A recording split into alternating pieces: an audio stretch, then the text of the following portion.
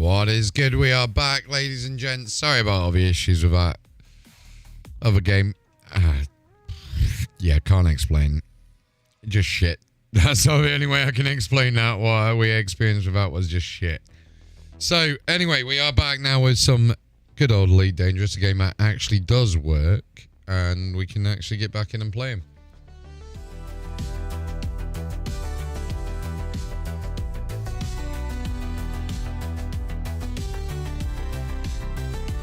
So apologies with all of that, guys.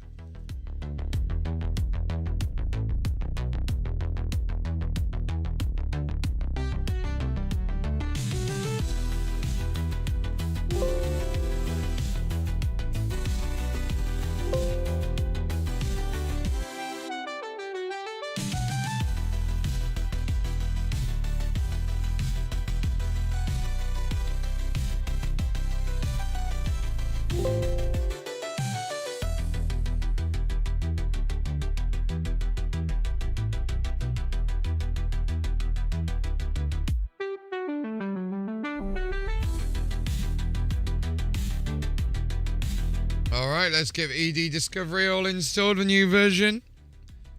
And then we'll get into the game. But yeah, we're just going to stay on Elite Dangerous until Star Citizen gets fixed.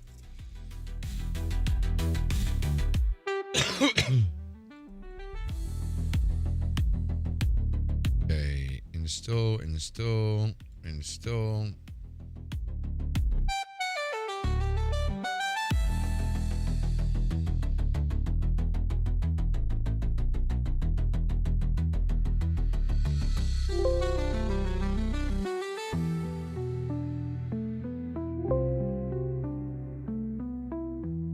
Okay, we're done.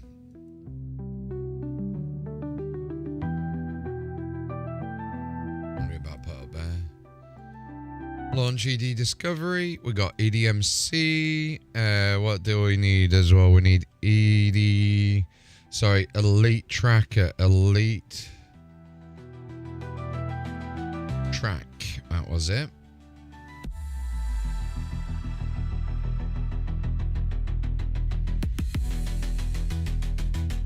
So yeah, we're just going to upload all the data that we got from last time all over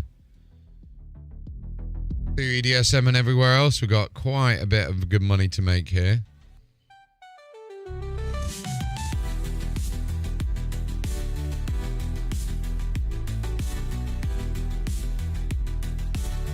Did it say the materials panel got a new overlay?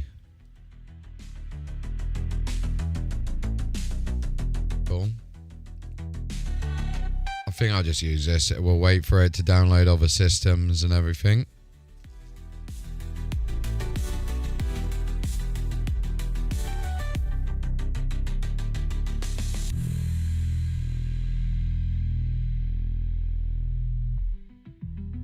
Why does it say I'm streaming Star Citizen when I'm not? I'm streaming Elite Dangerous, but hey.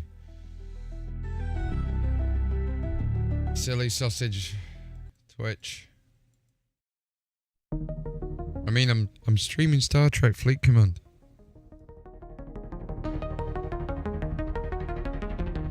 Oh yeah, guys, if you can help by getting Star Trek Fleet Command, that would be a massive help because we've got a little bit of sponsorship stream going. But more importantly, let's go and get on Elite Dangerous.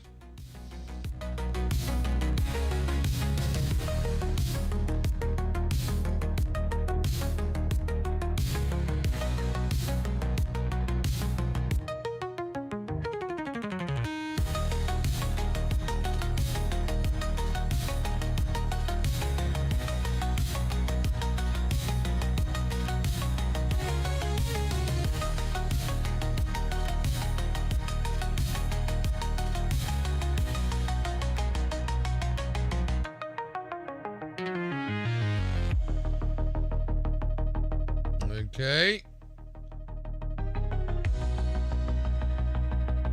Hold on, I think we've timed the timing quite well. 7 minutes until the NASA SpaceX Crew 10 go up.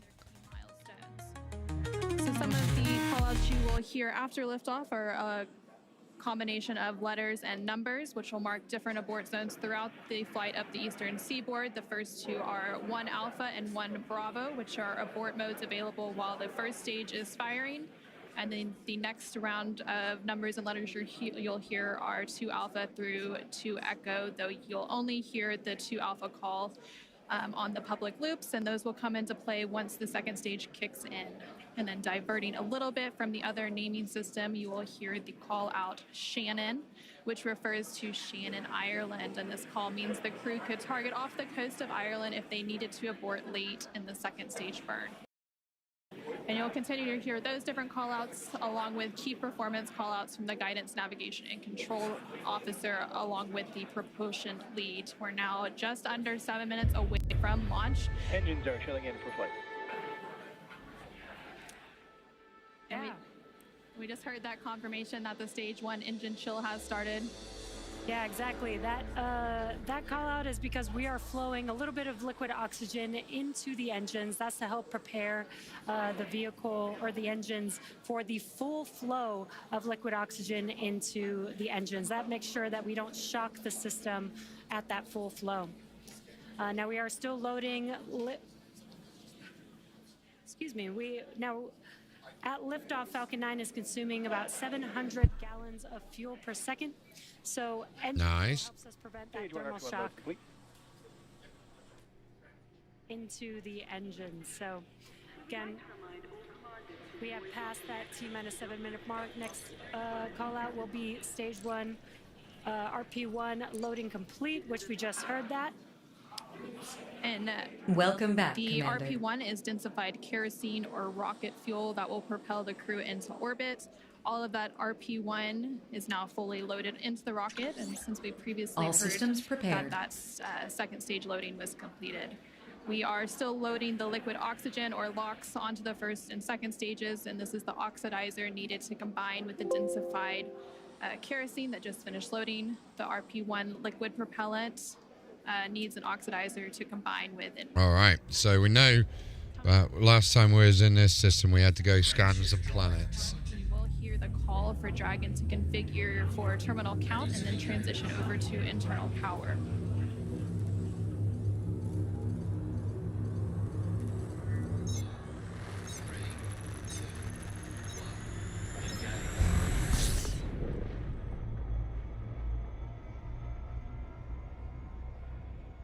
Okay, so if I remember rightly, we had quite a few to scan.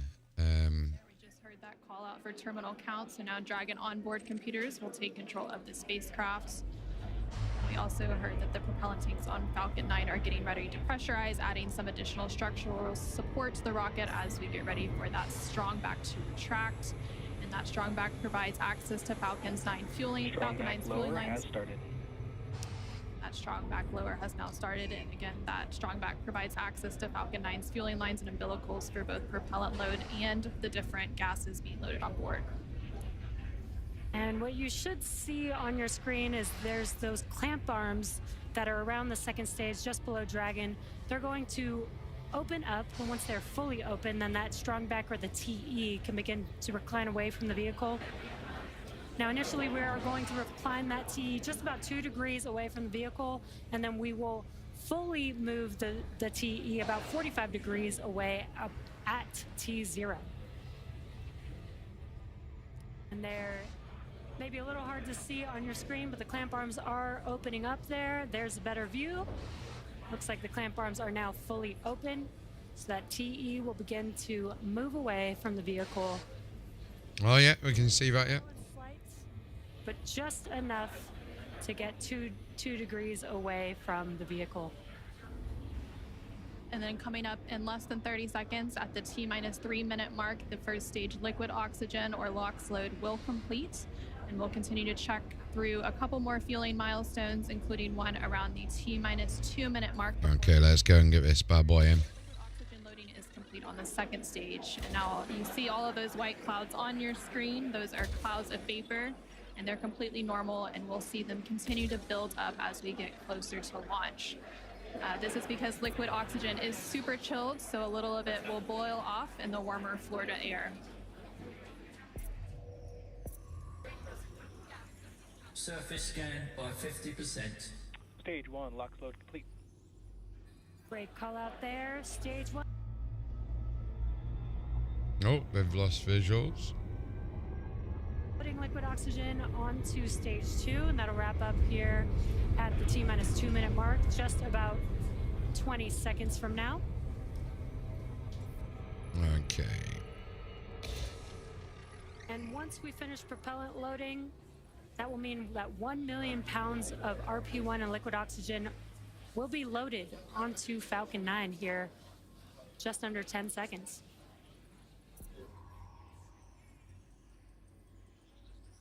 Surface Got it. scan complete. Nice. Stage 2, lock load complete. We just heard confirmation. So that's Team Mill. Oxygen loading is now complete. We are under 2 minutes away from launch. Gas closeout has also begun. So we're now isolating all of the feed lines for the different gas systems Crew from the engine Falcon auto 9 idle. rocket. And those gases will then get vented overboard through umbilicals and the strong back. And you just heard that call out that Dragon is an Ground auto gas aisle. closeouts, expect loud venting. Well, you can hear that venting now. Obviously, rockets are very loud, and the sound can impart pressure loads back on the rocket itself. The ton of water absorbs and prevents the sound from hitting the structure and reverberating back onto the rocket. And that call out for auto idle puts the rocket in a state the flight computers understand before it takes over, making sure the transition to final countdown is smooth and all the flight computers on board are in sync and configured for launch. Falcon 9 and startup. And now we just heard the Falcon and IS startup. Ground anything countdown. And in the final countdown, less than a minute to go, and at the time of launch, the space station will be flying 260 statute miles over the west coast of Australia. Dragon, SpaceX. Go for launch. Go for launch. And great call out. Dragon Crew 10, copy, go for launch. We got launch, guys. We'll go for launch, and we do have a large crowd here in front of Mission Team Control, Surface scan by 50%. waiting to watch Crew 10 take off today. Surface scan complete. T minus 15. T minus 10. 8, 7, 6, 5, 4, 3, 2, 1. Ignition and liftoff. Go SpaceX, go NASA Crew 10. Copy, 1 Alpha. Liftoff of Crew 10 now Vehicles soaring to the pitching downrange. International Space Station. 1.7 million pounds of thrust now propelling Falcon 9 and Crew 10. And we're continuing to get good call-outs on the first stage performance so far.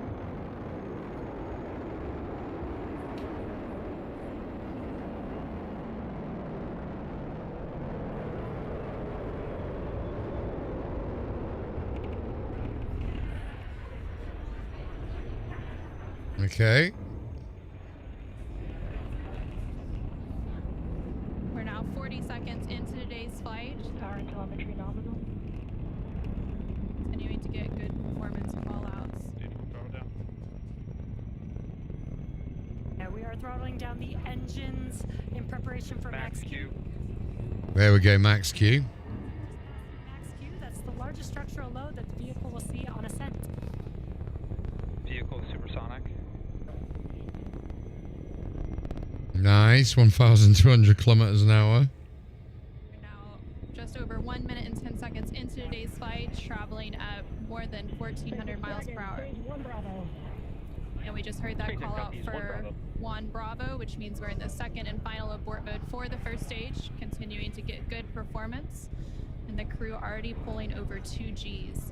Next up, we'll have a couple of events happening in rapid succession. Back chill started. First will be that engine chill on the second stage impact engine, which we just heard. And then we'll have MECO, or main engine cutoff, where the 9 engines on the first stage will cut off ahead of the first and second stages, That's cool. separating from one another. Then the single Merlin vacuum engine on Impact chill. ignite and continue to carry Crew 10 to orbit while the first stage begins its journey. Oh man, yeah, just OBS and Star Citizen not working today. Traveling just under 4,000 miles per hour. I've already made 4 million in this system. Mentioned, the 9 Merlin engines will shut down here in just about 10 seconds for Miko.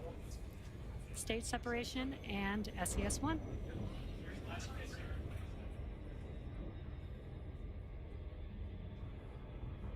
Main engine cut off. SpaceX Dragon, 2 Alpha. Stage separation confirmed. Copy, 2 Alpha. Nice stage separation done. Incredible views there on your left-hand screen. On your left-hand screen, you can see a view from stage 1. And I love Falcon 9 coming back down, look. Here in Hawthorne. Awesome views of that boost back burn on the first stage, as well as the MVAC engine igniting on the second stage.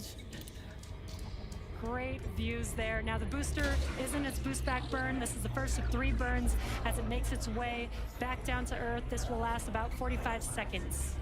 And the crew, 10 crew, is still on board Dragon attached to Falcon 9's second stage, which you can see there on your right-hand screen. And we're now at 3 minutes and 20 seconds into today's flight. The vehicle is traveling about 6,500 miles per hour. They are on their way to the space station. And we did have that confirmation coming up of the boost back shutdown. And then coming up at the T+6 minute mark. And there we have our first images of the crew inside the Dragon spacecraft. That's mad that they're already in space, do you know what I mean, in that quick. Dragon, SpaceX, nominal trajectory. Continuing to get good call-outs. SpaceX Dragon, copy nominal. Stage 2, it continues to be on power with and it's firing until we get to that second stage engine cutoff around the 9-minute mark of flight. About 5 minutes. So cool. To go before Dragon will be flying free.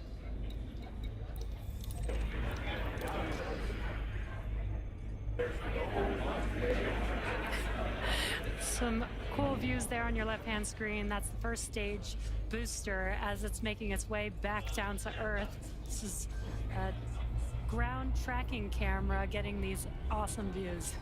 And on the right-hand side of your screen, you can see that lone Merlin vacuum engine of the second stage. We're continuing to get good performance on the second stage. And The fact the booster comes down is just insane. The separation events, and it's going to continue to build up until then. Dragon, SpaceX, nominal trajectory. SpaceX Dragon, copy nominal. We're now at 5 minutes into today's flight with a liftoff at 7:03 p.m. Pacific, 7:03 p.m. Eastern, 4:03 p.m. Pacific.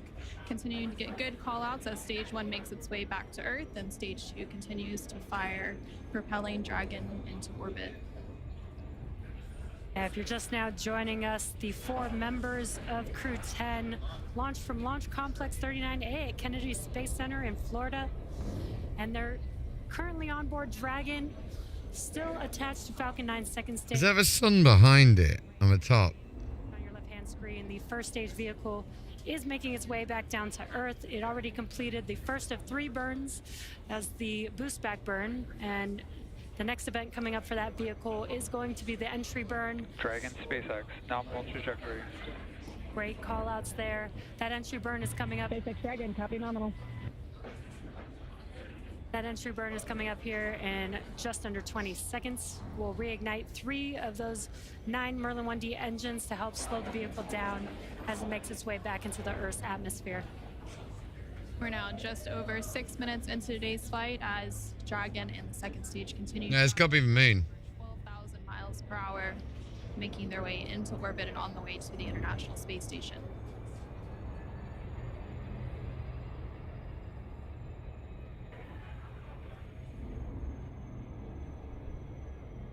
There we just saw on the screen, it was very quick, but we had the entry burn, which we got some cool views of that from the ground, which is awesome. Now the next event coming up will be the landing burn for the first stage. That's coming up here in about 30 seconds. Dragon, SpaceX. That camera quality is insane on the tracking cam. Look at that. Dragon, copy nominal. Look at that camera. There from and the crew as they continue to make their way into orbit. Now 7 minutes into today's flight, the first stage making its way back down to Earth and the second stage continuing to fire. This is an awesome view. Let's see if we can see the center engine relight for that landing burn here in a few seconds. Wow. There's that landing burn. Let's watch as Falcon 9 touches down on landing zone 1. That's insane. Every time.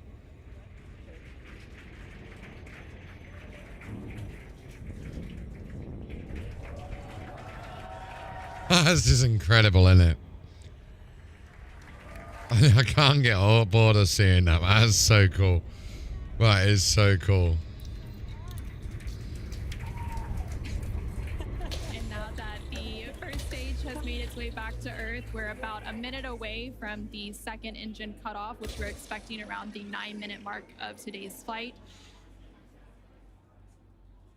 We're continuing to get good call-outs, and Dragon and all of the systems on the vehicle are performing as expected. Surface Just scan over 8 by minutes into 50%. today's Wanna go flight, outside? traveling more than Do you wanna go outside? 20 miles per hour. Go on then, darling. Come on. Go out. Terminal guidance. Wee wee. Hearing good call-outs. We're about 30 seconds away from that second engine cutoff, and then shortly after that, about a minute or so later, we will have orbital insertion. SpaceX Dragon, Shannon. SpaceX copy, Shannon.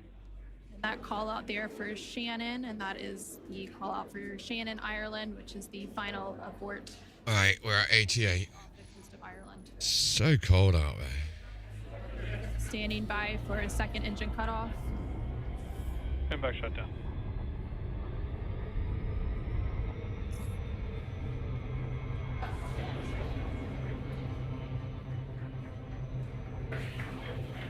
Dragon SpaceX, nominal orbit insertion. And Dragon, copy. there we heard confirmation Launch of escape system disarmed.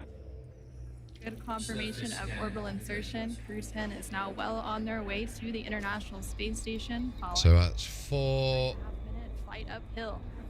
I know there is another couple of big planets in this system. The second stage is preparing for Dragon separation here, which should happen shortly. In about 10-15 seconds is what we're expecting. Now we're preparing for stabilizing the second stage so that we can have a smooth separation. And there you can see on the left-hand side of your screen, Hey, nice. the crowd is going wild. There on your Dragon screen, you can separation see that Dragon separation, that second stage making its way. And Dragon is now flying SpaceX free. Dragon, copy.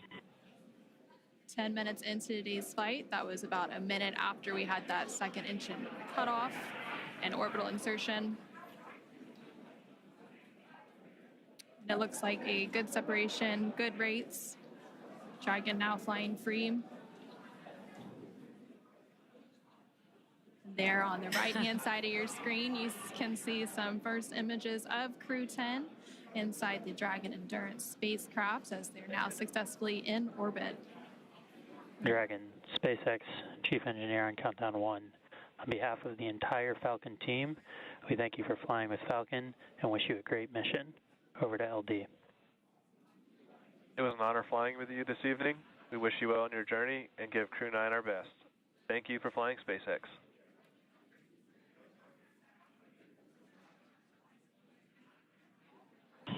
SpaceX Dragon, this is Crew 10 Commander Ann McClain. Thank you to all of the teams from across the world who contributed to the launch today. Spaceflight is tough, but humans are tougher. Days like today are made possible only when people choose to do the harder right over the easier wrong. Build relationships, choose cooperation, and believe in the inherent goodness of all people across the world. To my family and friends, without you, I would not be here. Explore boldly, live gracefully, go Crew 10. Now over to pilot Nicole Ayers. Hey, nice little speech that was. That was a really good speech. Pilot Nicole Ayers, Again, we're not the first humans to get to orbit, and we wouldn't be here without the bravery and hard work of those who have paved the way for human spaceflight.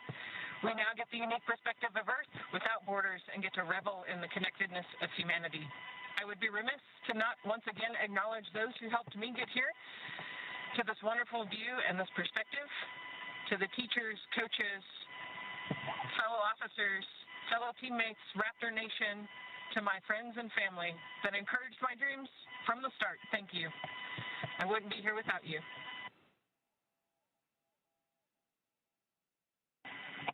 This is Mission Specialist Takuya Onishi. I want to say a huge thank you to NASA and SpaceX, especially the Falcon 9 team for the successful launch, and we are looking forward to a smooth ride to the International Space Station. 日本の皆さん、たくさんの応援ありがとうございます。9年ぶりの無重力の感覚をかみしめてます。I might as well fly at the same time, hadn't I? 楽しんでいきたいと思います。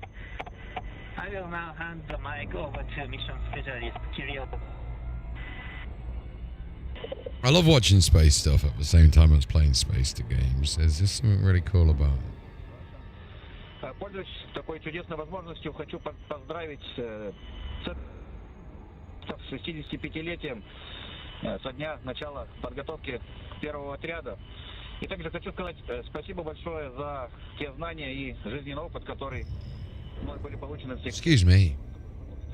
А также спасибо школе номер 14 города Назарова, Ульяновскому высшему авиационному училищу гражданской авиации и авиакомпании МК и Нордвин, где я начинал свой путь в небо. И, конечно же, спасибо большое семье и за поддержку.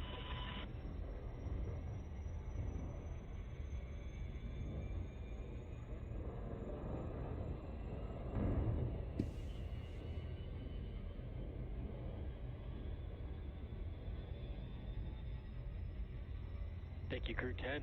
At this time I can report nominal dehumidifier activation and service section Draco checkouts. SpaceX Dragon, copy.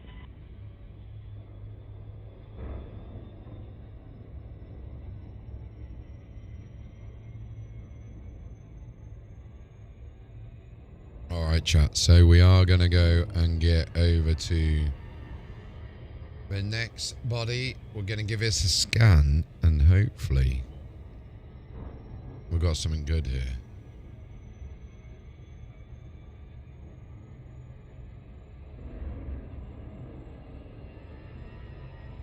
Okay, coming in on approach vectors.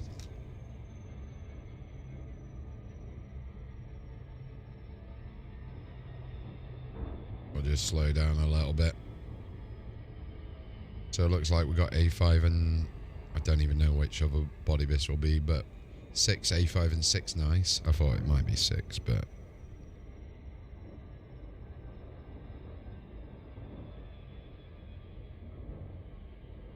Tell you what, let's do 6 first, considering 6 is right here. As well as the core here in Hawthorne and Mission Control. We also got confirmation that the nose cone deploy is underway. The 6 hooks that hold the nose cone in place during the launch and ascent portions have to retract, and then the nose cone will be able to start to swing open and deploy. Now this uncovers a number of critical systems for the flight up to the space station, including the forward bulkhead thrusters and the docking hatch.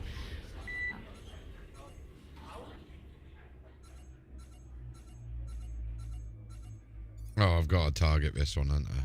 Just pausing in case there were going to be any comms. And we did have good confirmation, good checkouts of the 12 Draco thrusters around the service section. Now, 4 to go after we get the nose. This woman is struggling on the left today, bless her. The environmental control and life support system activated inside of Dragon. Now, soon the crew will be able to get their visors open and get out of their suits and settle in for the ride to the space station. And now we're just waiting for confirmation that the nose cone has fully deployed with all of the hooks open.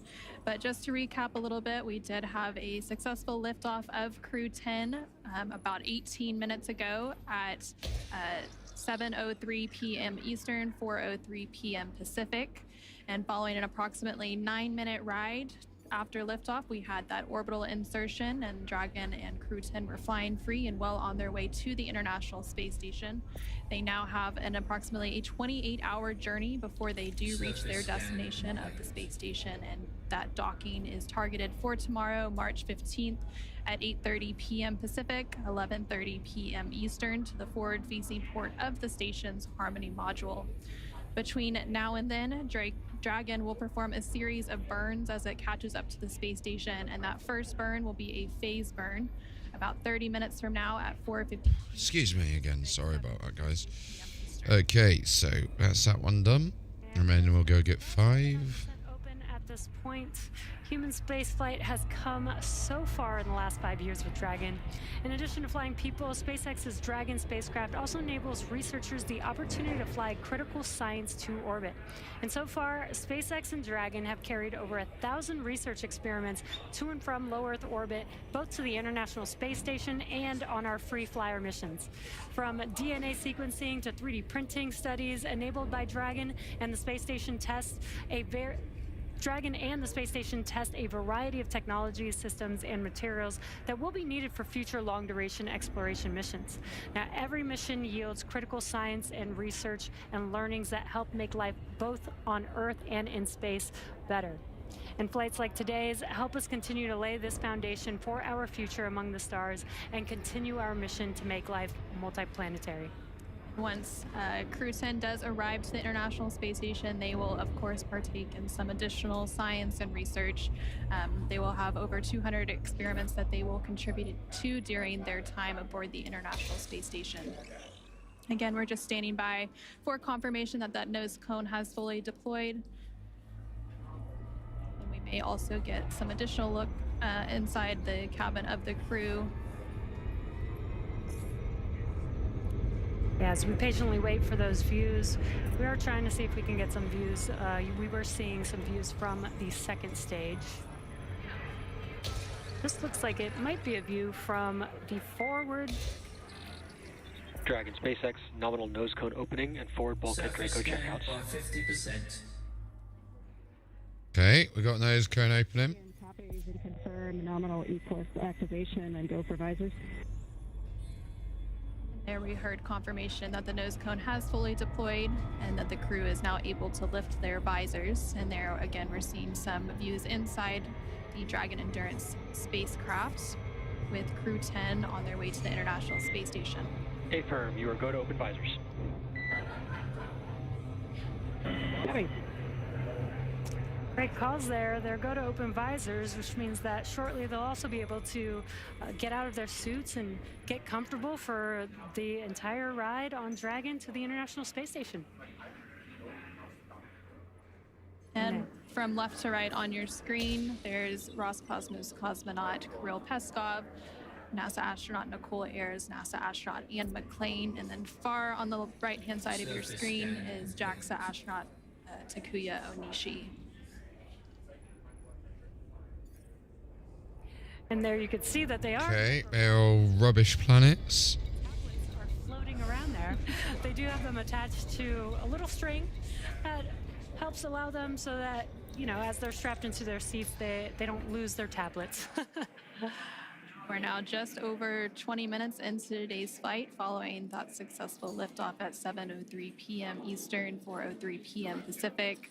There you're getting an over-the-shoulder view between the commander and pilot, so Ian McLean and... Okay, let's get over.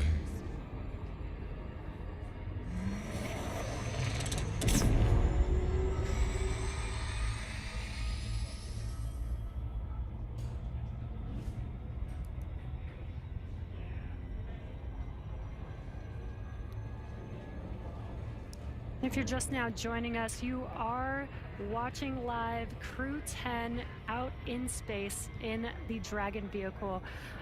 They lifted off from Space Launch Complex 39A at 7:03 p.m. Eastern Time. All right, quite some distance away. There are about 3 minutes remaining in the current ground station pass. At this time, you're welcome to introduce your zero-G indicator. We're using the full crew cam so we can see all 4 crew members right now.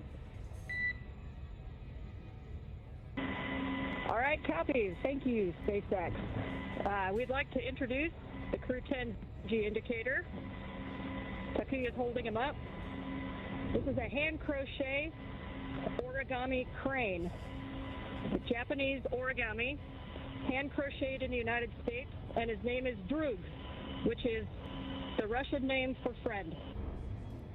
Origami is the Japanese art of folding paper. This is a nod to the unique and deep cultural traditions from which each of us come.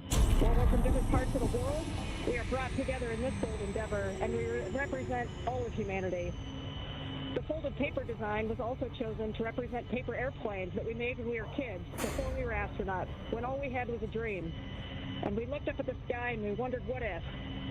It's a symbol that every big accomplishment starts with a quiet dream, and that dreams do come true. True that. And you listen only to those who believe in you. Crew 10 believes in all of the dreamers. The flag and the number markings on the crane, there's a number 10 on each of its wings and a flag from each one of our countries on the tail. This is a nod to each of our shared experiences as professional pilots. These patches are arranged to look like an airplane. This is a source of deep pride for our crew, because what pilot doesn't like to talk about the fact that they're a pilot? But this also symbolizes our shared culture as astronauts. In the years of training together, we found we have far more in common than we do different. Our zero-G indicator was handmade by a small business owner in the United States. This represents all the hands which created our entire space program, and this rocket and this capsule that we're flying today. It also represents all of the artists and musicians who inspire people to imagine beyond what they can see. Spaceflight is perhaps the most complex endeavor of our time, but it was true. By one person at a time. Finally, the origami crane is the international symbol for peace, hope, and healing. Crew 10 hopes to serve as a beacon of hope, a reminder of what humans can accomplish when we see the goodness in one another, and we choose to work together toward a common goal. Today, we are united not through common enemies, but through shared optimism and a basic belief in the goodness of humanity. It is far easier to be enemies than it is to be friends. It's easier to break partnerships and relationships than it is to build them. Spaceflight is hard, and success depends on leaders of character who choose the harder right over the easier wrong, and who build programs, partnerships, and relationships. We explore for the benefit of all. If you want to go fast, go alone. But if you want to go far, then go together. Crew 10 chooses to go together in peace, because you cannot be great without the greatness of others. Go NASA, go Roscosmos, go JAXA, and go Crew 10.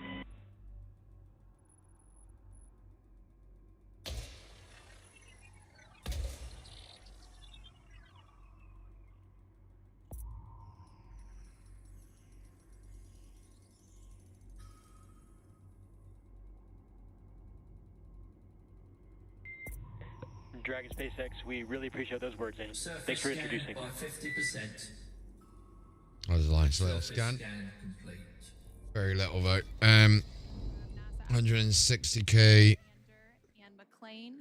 And again, Crew 10 comprised of McLean along with NASA astronaut Nicole Ayers and JAXA astronaut Takuya Onishi along with Roscosmos cosmonaut Kirill Peskov are now safely in orbit following an approximately 9-minute ride after a liftoff at 4:03 p.m. Pacific, 7:03 p.m. Eastern from NASA's Kennedy Space Center in Florida. The crew now has an approximately 28-hour journey ahead of them before they reach their destination, the International Space Station. Again, docking is targeted for tomorrow, March 15th at 8:30 p.m. Pacific. Wow, that's a long ride. Eastern to the forward-facing port of the station's Harmony module. Between now and then, Dragon will perform a series of burns to catch up with the space station, and that first burn will be taking place around 4:52 p.m. Pacific, 7:52 p.m. Eastern today. And those were some great words about the zero-G indicator. Very incredible. Human spaceflight has come so far in the last 5 years with Dragon. In addition to flying people, SpaceX's Dragon spacecraft also enables researchers the opportunity to fly critical science to orbit. Now, so far, SpaceX and Dragon have carried over 1,000 research experiments to and from low Earth orbit, both to the International Space... Is she doing the same sales speech again? sequencing to 3D printing, studies enabled by Dragon and the space station test a variety of technology, systems, and materials that will be needed for future long-duration exploration missions. Every mission yields critical research and learnings that help make life both on Earth and in space better. And flights like today's help us continue to lay the foundation for our future among the stars and continue our mission to make life multiplanetary. Now, we'll be signing off from SpaceX for now, so we're going to send it back to NASA. But before we go, we want to thank NASA for entrusting us with today's mission, and thank you all for being here with us today. And with that, we're going to end our coverage from Hawthorne until we pick back up with our docking coverage in about 26 hours at 6:45 p.m. Pacific, 9:45 p.m. Eastern tomorrow, March 15th, for that targeted docking to the International Space Station at 8:30 p.m. Pacific, 11:30 p.m. Eastern. So for now, thank you for joining us, and back over to you, Jessica and Daryl at the Kennedy Space Center to wrap up today's coverage. And welcome back to the Kennedy Space Center in Florida, where we just watched Crew 10 lift off from Launch Pad 39A. The crew is now en route to the International Space Station. I'm Daryl Nail. This is NASA astronaut Jessica Meir, who just watched one of her close friends and many friends, Crew 10, go up into space. And I'm wondering what that moment was like for you. Well, I will tell you, it is a moment that you never forget. I am so excited right now sitting here thinking especially of Nicole and Kirill, because that first time experiencing prolonged weightlessness is something that they will never forget, and they will be talking about it for years and years for the rest of their lives, just like I recounted my story. Hey, that one was worth it. Words were all so inspirational as well. I love how they unveiled their Droog, their origami crane. It really hit on so many important themes tonight, talking about... Yeah, no, it did. It really did. Japanese art of folding paper, really combining all of the cultures of their crew, the name being a Russian name meaning friend, the origami crane for Japanese culture, all of the flags on the crane handmade by a small business in the U.S. It really highlights so many important elements that I know are so important to the crew and to all of us at NASA and all of the space agencies. Ideally, really in summary, highlighting the representation of peace, of hope, and of healing, and that we are all truly stronger when we work together. So thank you, Anne. Thank you, Crew 10, for those incredible words. I think that there's a lesson there for all of us tonight. We are exploring for the benefit of all. And Crew 10 believes in all dreamers. Thank you for highlighting the words of Commander Anne McClain as well. Crew 10 will become part of Expedition 73, briefly with 72, but then 73 when they arrive on the space station. NASA's Megan Cruz joins us now with Megan Everett, Deputy Chief Scientist of the International Space Station. That's right, two Megans here, and I want to talk to you about, we obviously have another crew en route to the space station. How is the research that's done on the ISS different from other research at NASA? Yes, well, first, thank you for having me. It's always my pleasure, and I'm very grateful to get to talk about science in space. And so, like you said, the space station is a national laboratory, and it allows us to look at things in microgravity for extended periods of time. We can put things on the outside of the space station where they experience extreme temperature changes and exposure to radiation in that extreme environment. And we also get these very unique perspectives of the Earth's surface. And so together, these things allow us to look at things like theories in quantum physics and answer questions that we can't answer with laboratories on Earth. We can look at human health and how that we can get astronauts to explore beyond low Earth orbit, as well as promote human health and answer questions related to diseases that we can't do on Earth. And it also allows us to expand commercialization in low Earth orbit by some of our in-space manufacturing.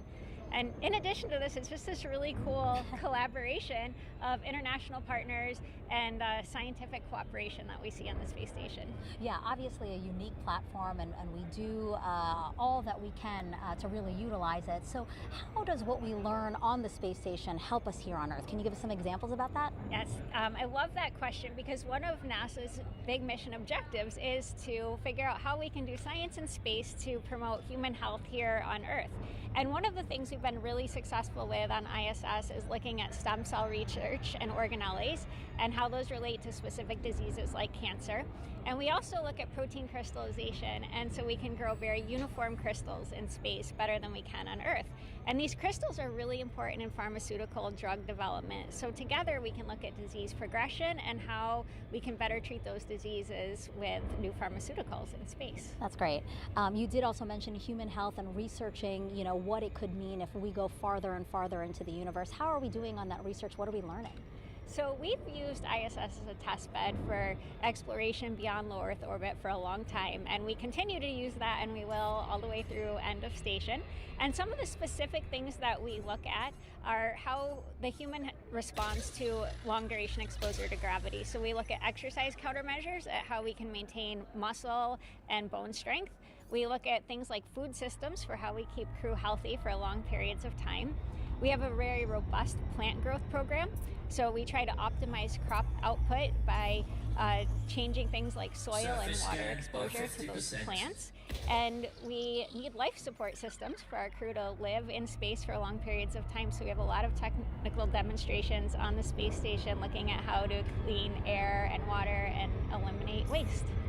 I can really see that you love talking about this. Thank you so much for sharing your passion and for sharing all that's being accomplished through NASA with the research at the ISS, but also other research that we do here. Well, thank you so much for having me. Thank you so much.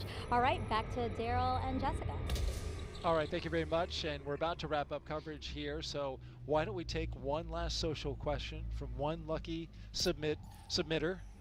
Scarlett Sermon asks, how do the astronauts feel looking at Earth from above? Water world. And what's that feeling like? A terrestrial coming back? water world with an active water-based chemistry and carbon water-based life.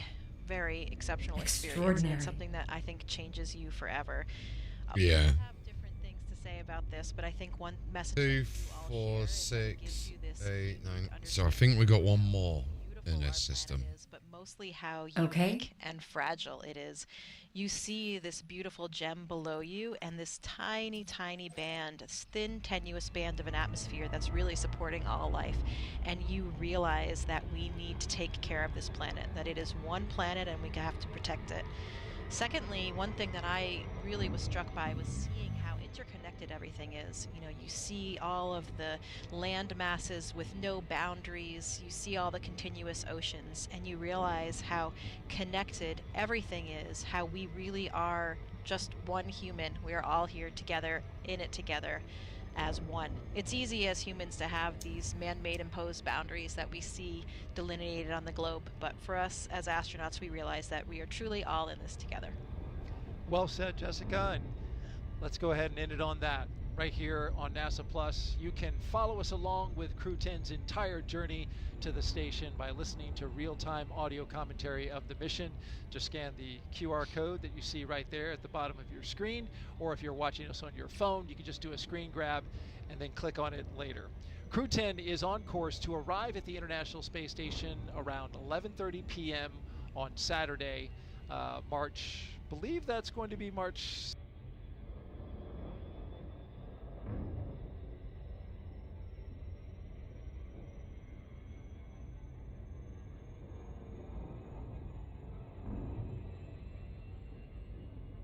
On it later. Crew 10 is on course to arrive at the International Space Station around. All right, we go to the next one. Saturday, believe that's going to be March 6th or 15th, rather, March 15th. On-camera coverage of docking and arrival will resume about 2 hours before it docks on NASA Plus. And of course, that's always a big moment when the crowd, comes together on ISS. Yeah, absolutely. You have to have a lot of patience because you get to ISS, you dock, and then you have to go through these pressure checks to make sure everything's okay, and you're just waiting to get to the other side, and it's an incredibly special. Hey, power's back on. Nice. And you get big hugs from all of your friends and colleagues that are up there already. And I was impressed by what Ann says. Once they do this together, they are, and you've mentioned this a couple times, like forever brothers and sisters. When she sees those fellow astronauts in the hallway back in Houston, there's always a big smile that comes across her face. Yeah, it's a bond that you have forever, spending that time in space together, having that shared experience. It's something as astronauts we want to share with our friends and family, how it feels, what it's like, and it's hard when they haven't experienced it. But with other astronauts and other cosmonauts, you have this instant special bond because you all have that shared experience together. And when they return, they will come full circle with the rest of the astronauts, appropriately so on Pi Day. Surface scan by 50%. There you go. Well, I want to thank you, Jessica, for joining us. You were here for Crew 7, you did Crew 10, 2 launch attempts. It's a lot of work. We thank I think I might mess that one up, but we'll go and check it. you go on your mission, and we are watching you and documenting your trip.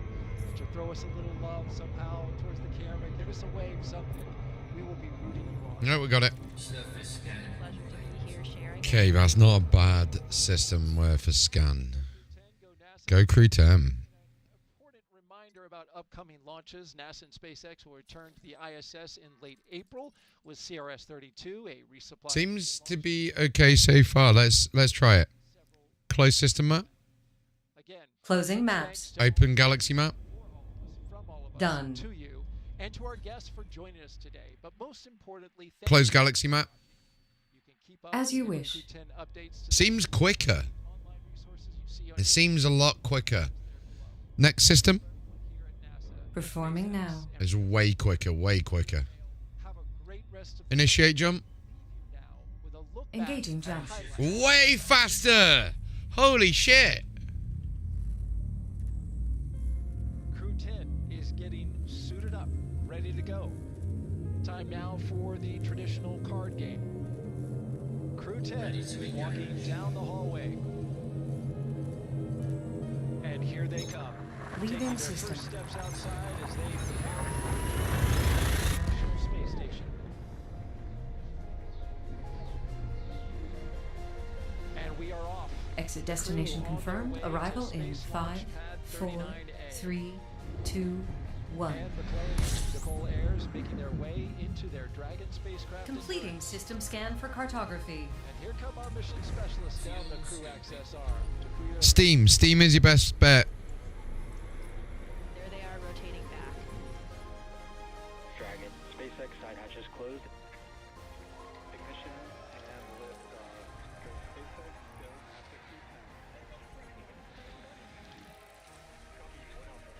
That is so much quicker. Only 100 and something K there. Scoping complete. Now propelling Falcon 9 and Crew 10. We're continuing to get good. They're not really worth it on these ones. I need to find this bad boy. I was right there behind the star.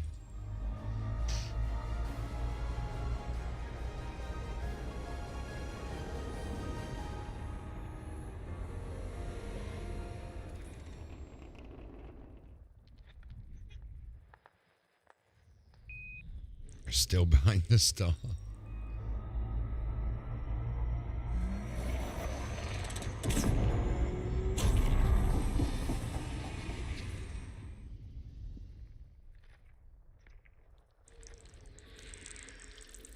Nah. Frameshift drive charging. Wait, didn't Poddle say earlier he's on the way to Colonia? We'll get over to the NGC Nebula. We've got to go and have a look at how beautiful this is.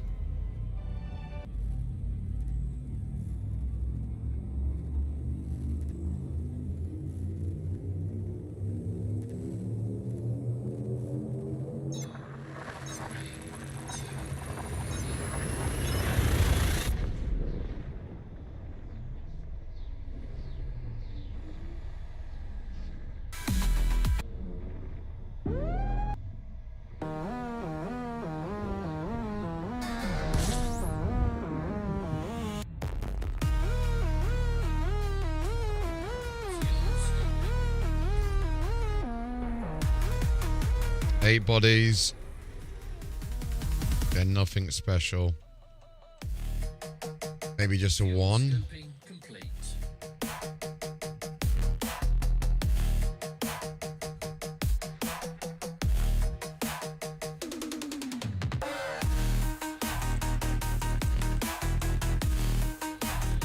$154K, not worth it. Initiate jump. Jumping.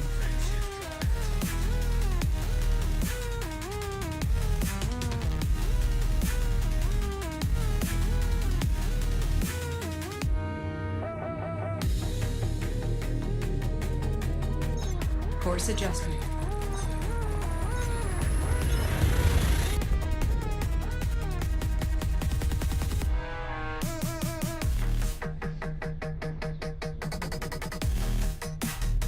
Confirming exit point telemetry. Stand by.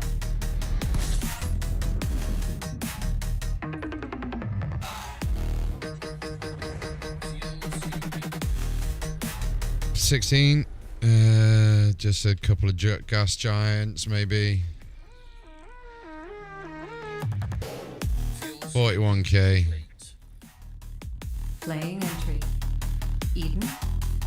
Randomness. Unpredictability lies at the heart of quantum mechanics. It bothered Einstein. Initiate jump. But it also bothers the Dalai Lama. Frameshift drive engaging. Fascinating. Should we race him? Could you imagine me racing him to I was thinking about doing it. Do you know what? We could actually race him to get over there. He's doing 500 light years per jump. I'm doing 90.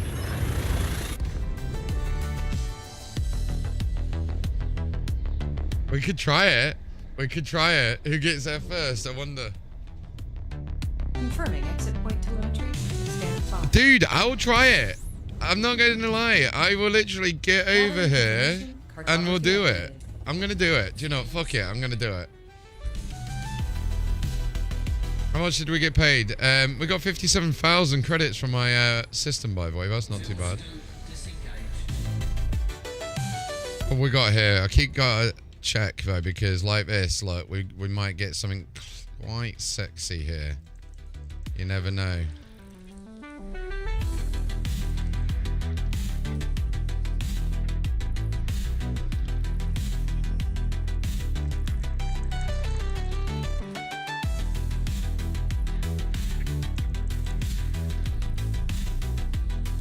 You never know.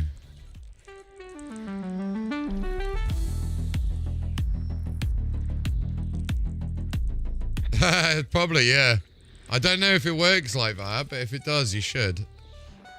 Or you should get together and come out with us. Accessing Waterworld, 3 million. There we go. I knew we had something good in this one. A terrestrial Look at that water world beautiful with an active Waterworld. water-based 3 chemistry million. and carbon water-based life. Phenomenal.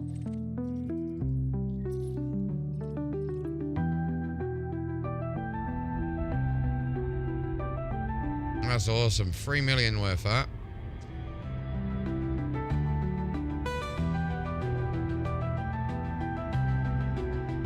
Oh yeah, D Savant, that link there in the chat. Can you? I don't know if it's possible for you to download that game, but if you can, that will unlock something for me. So I really do appreciate anyone that does that.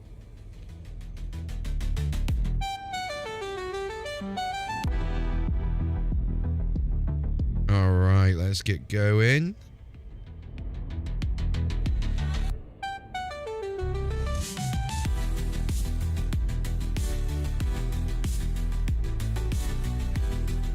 Scan that bad boy.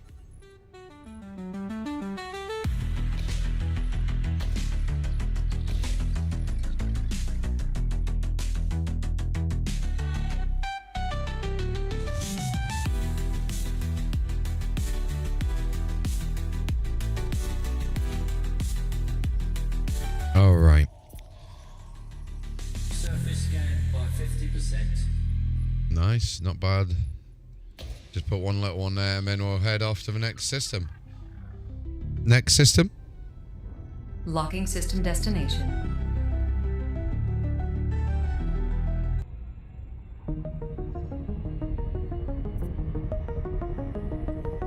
Surface scan. Initiate jump. Engaging jump drive. So it's different with voice tattoo. You have to do some fucking around with copying folders and files and that.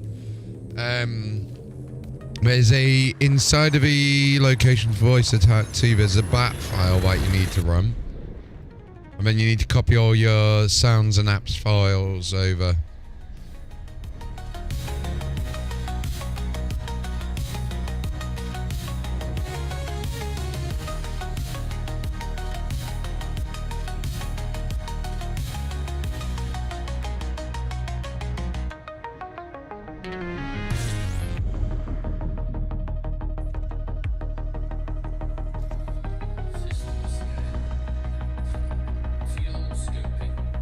Okay, so we're already 6 jumps away, and Miss Nebula will look absolutely gorgeous, guys and girls. I guarantee it.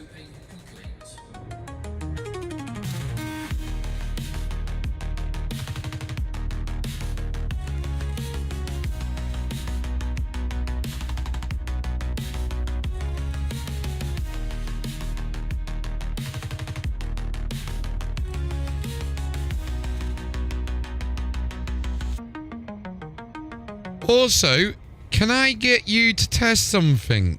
I'm going to start working on a free tier. I want to test some shit on here. Yeah, if you can join that for free, that would be awesome. I need to set up a Patreon properly. So what we're going to do on the Patreon is if you want to do like a free one, you'll get obviously like the ability to see anything we put on there. But I'm going to come up with different ideas for each tier, if that makes sense.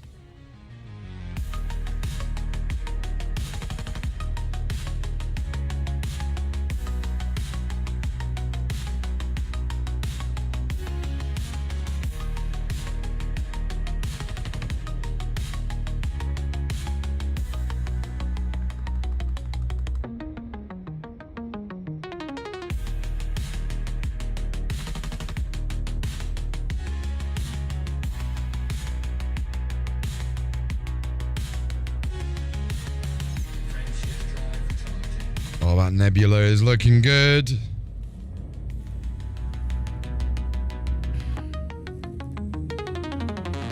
You're a legend. Right, let me have a look. So, D-Savant sneak peek. Cool. Ah, nice, he joined. Okay, so I get the notification. So now, let me have a look at this. So, if I go to refresh, I've got to work on it properly and everything, so we'll set that up. Patching you through. Eden. High metal content planet. A metal-rich world with a metallic core. Worlds like this can have metallic ores near the surface in places. You can help me come up with some perks and everything for everyone. Fascinating. Like, what would you like to see if you were to subscribe to Patreon? What would you like to have, that kind of thing? Is that another water? Please tell me it is. No, it's rocky ice, I thought. Damn.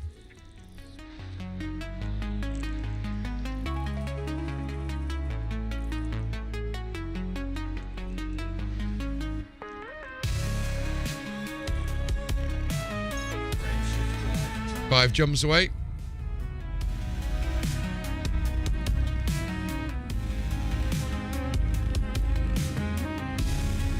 Now, what I'm planning to do when we're over in this nebula is we're planning to visit every star while we're in this nebula. Okay?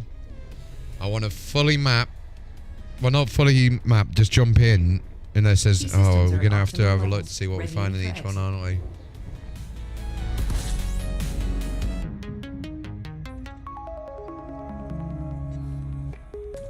That's if we don't end up going over to Colonia.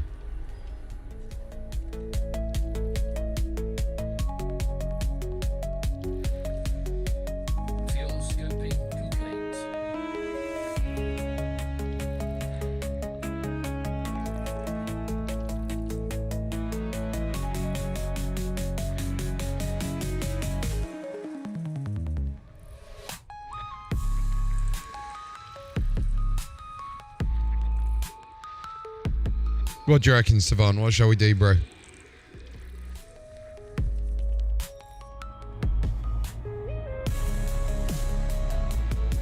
Oh, look at that coming up. 90 light years at a time, we get closer.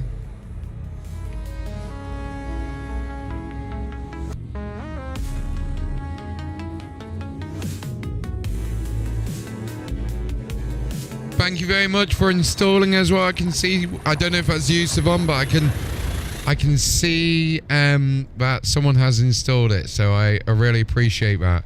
So what happens is if you get your operations center to level 2, that earns me $1. If you get it to level 6, that earns me $2. If you unlock another ship, that gets me another $3. And I actually enjoy playing that Star Trek game. I'm not gonna lie, I got it. I can't remember what I got my base up to, because basically whenever we get the sponsored streams that I've got to do, I either do Star Trek Fleet Command, Marvel Strike Force, or Mech Arena, because they're genuinely games I play. Like, I'm not gonna go and, you know, do a sponsored stream just because it pays me when I don't actually enjoy the bloody thing. Do you know what I mean? 142,000, nothing good here, I don't think.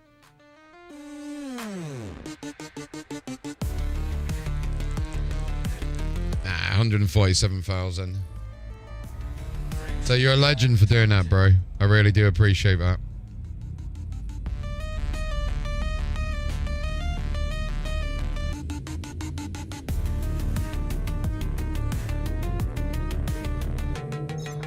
Yeah, so $1 for level 2, $3 total for level 6. If you play for a week, I get another $3 on top of that. Unlock your second ship. That'll be $6, $11. Wow, you can get $20 donation technically just by getting to level 12 in game. That's incredible. That's cool as fuck that they actually do that. Oh, look at this nebula.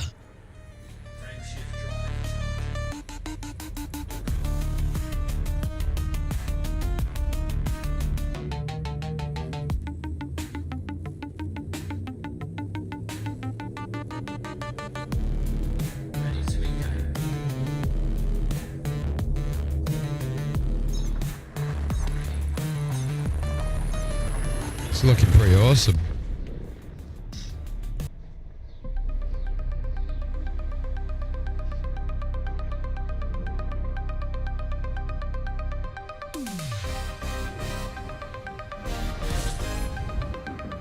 Yeah, everything's in the bottom right, basically, what you can do to help out.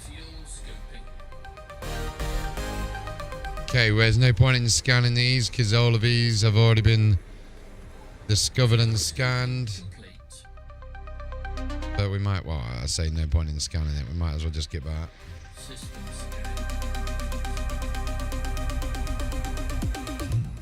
Visually, this is starting to look beautiful, look.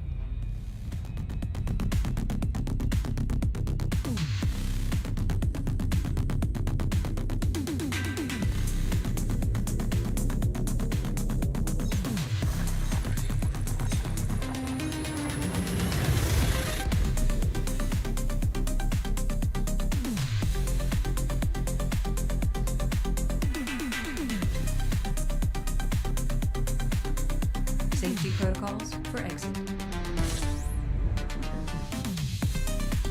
Okay, we're here.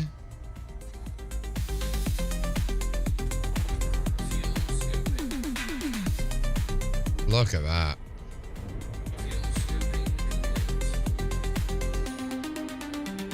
So let's have a look how big the actual area is. Because we're not actually in the nebula yet. We're just on the edge of it. There's a lot of stars there. This might be a bad idea to say that we're going to go and map everything in this area. Because that's a lot of stars. That's a lot of stars. Let's jump through to the other side of it anyway, and I'll show you what it looks like from over here.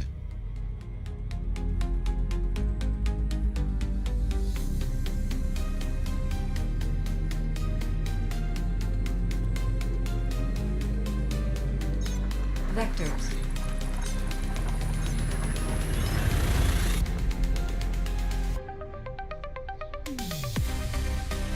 Okay.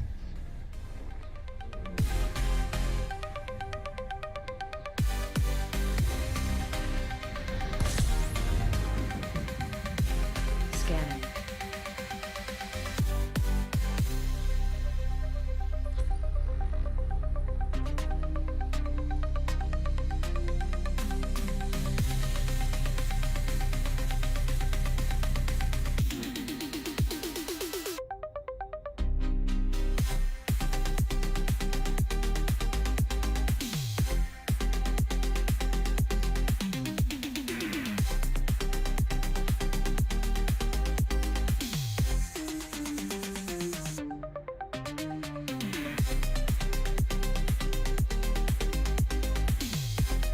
Look at that.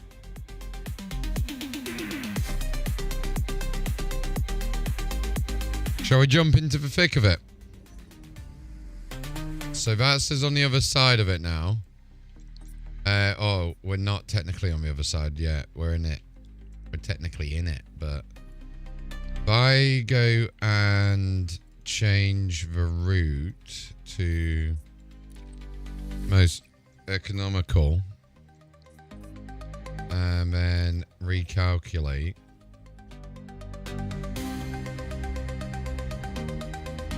Initiate jump.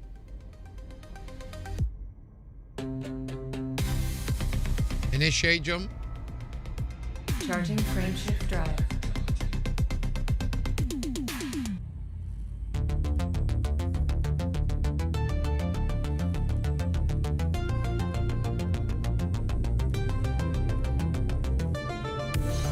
Adjusting for jump.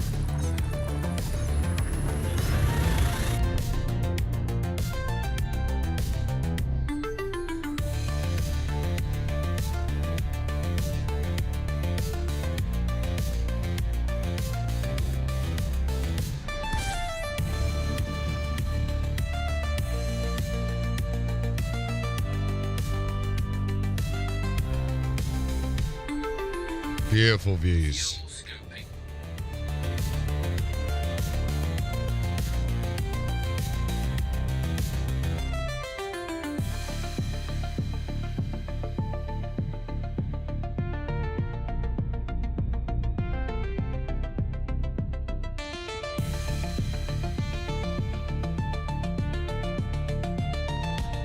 Initiate jump. Engaging now.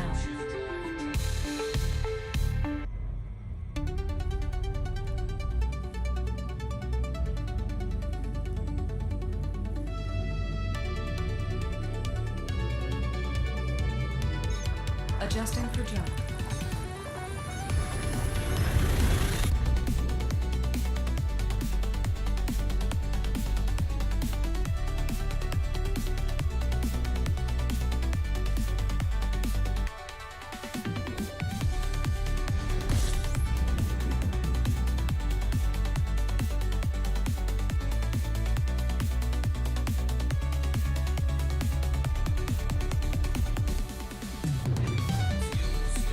Engage warp drive. Jumping.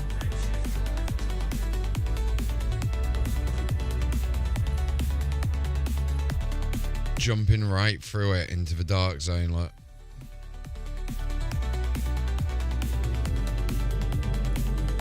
Jumping to next system. Now all of these places have been discovered along the way. No anomalies detected.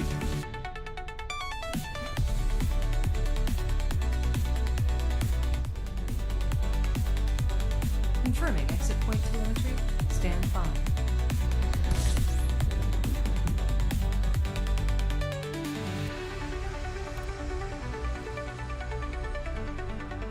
Hey! I got, how much did I get from power play? Oh my god, nice. Wait, what's that? 2.5 million I got. Nice. Wait, how much money have we got then? 1.2. Okay, 1.2 billion. I need a lot of money. A lot of money. Isn't it interesting seeing how the colours change within the nebulae? Look at that. Beautiful colours there. Vectors.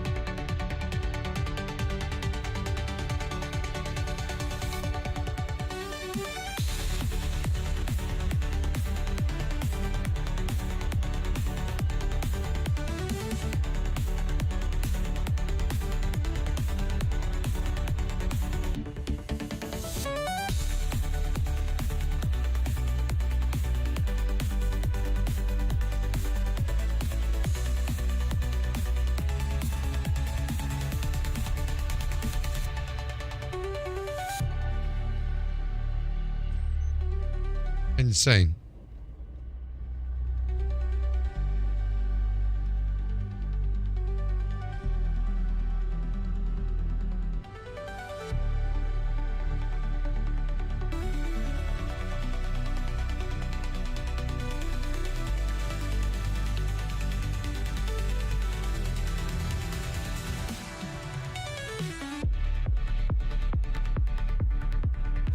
Initiate jump on my mark.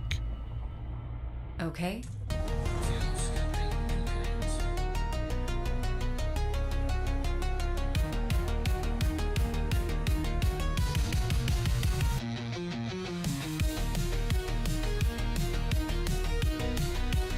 Engage.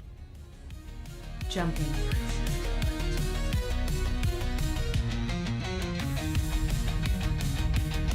So we're not going to get anything going this way, but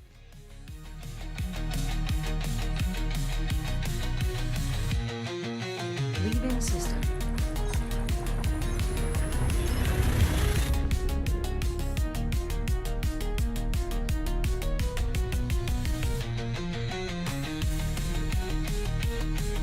max power to engines. Max engine.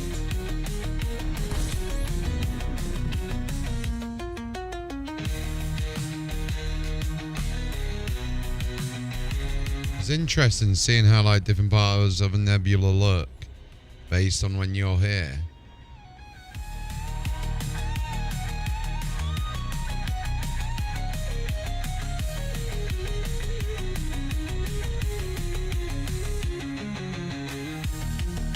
Going more off into that the dark sector look.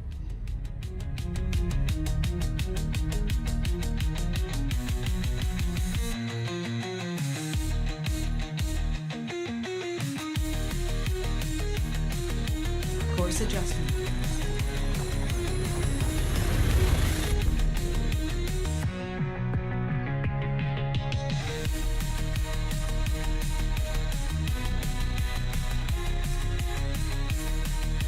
Scanning for anomalies.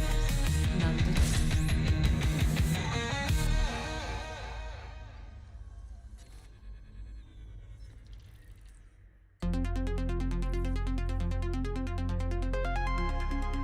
Have we got any non-sequence scar? Like, let's have a look, see what we got here. Any non-sequence? No. Doesn't look like it.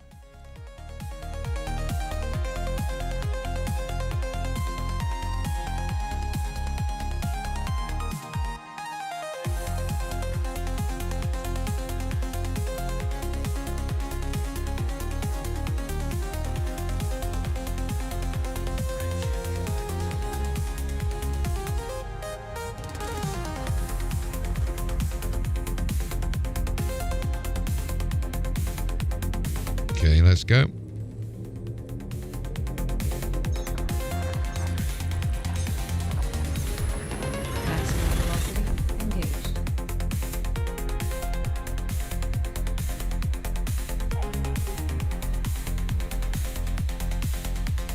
Scanning for anomalies. None detected.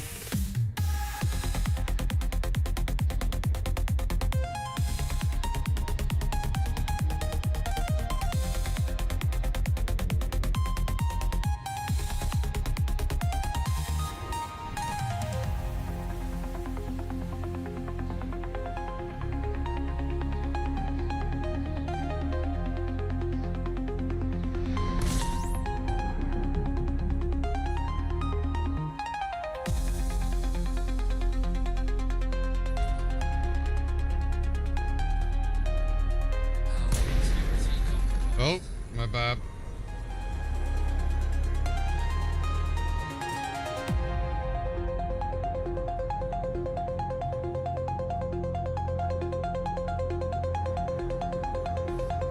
Got very close, didn't I?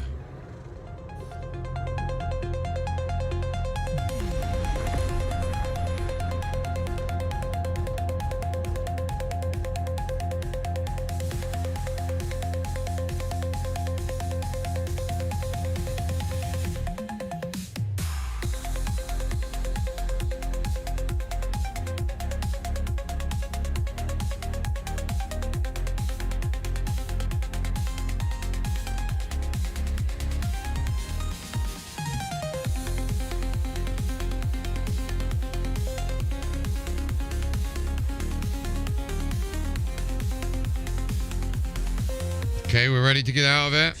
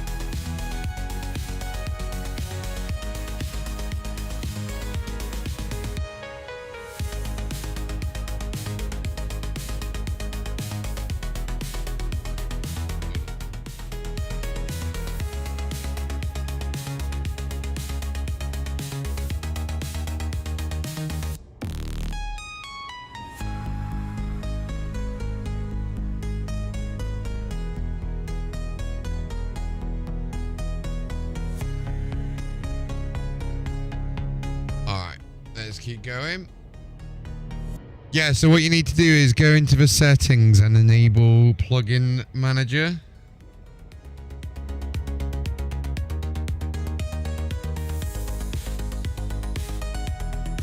And then you need to copy everything from the apps folder to the apps folder and the sounds folder to the sounds folder, basically.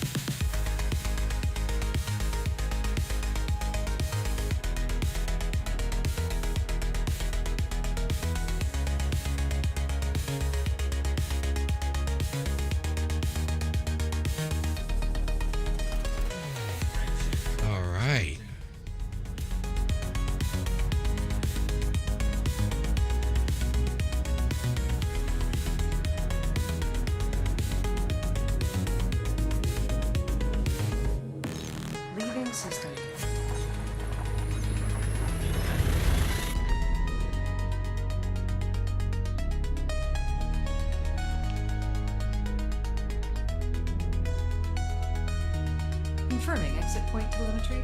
Stand by.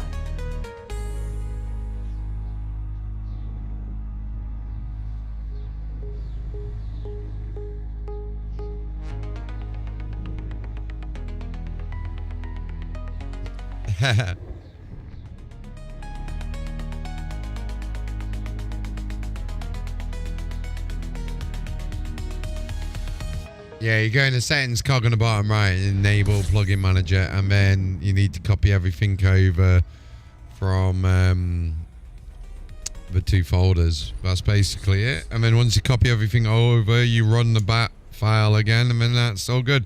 Make sure you run voice attack as admin, voice attack 2. Do you know what? I'm kind of bored with this nebula now.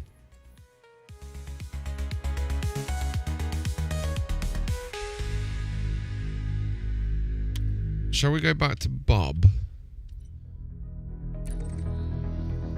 Let's go back to Bob.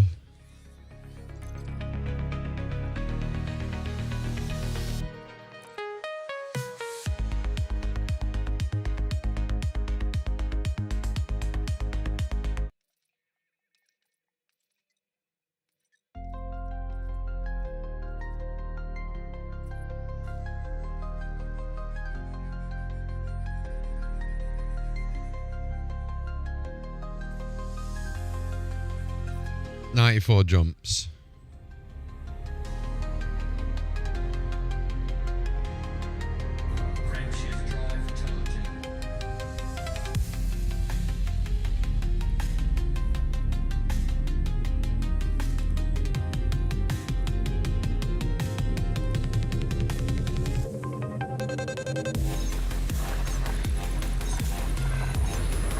So did you copy the folders over?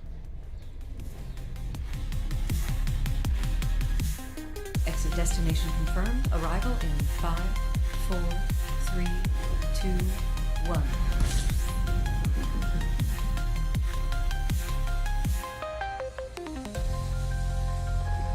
So you don't run the bat file until you copied all your shit over.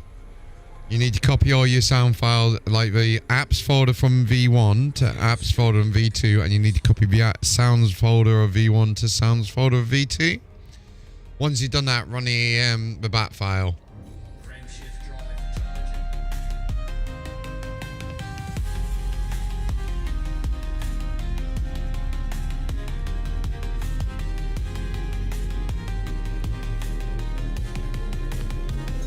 Adjusting for jump.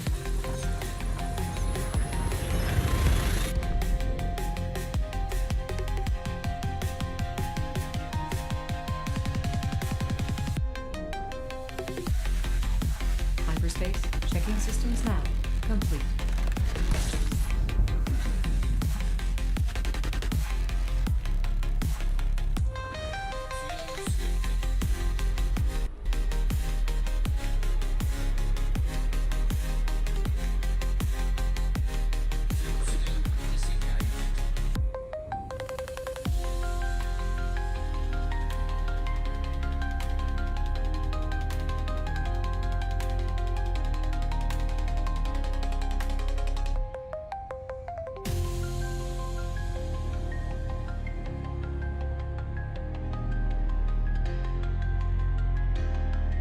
You got that?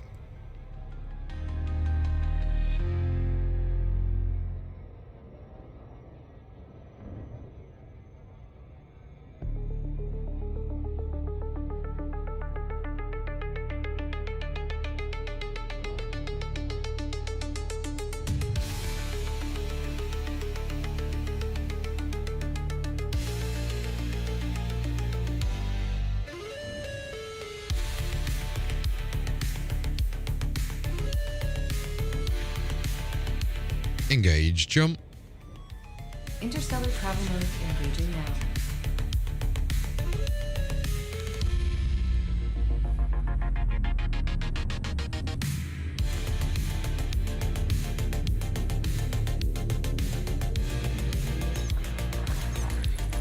So what you need to do is you just go up to wherever you got it installed. So have you had Voice Attack through Steam and Voice Attack 2 through Steam? Are both of them Steam?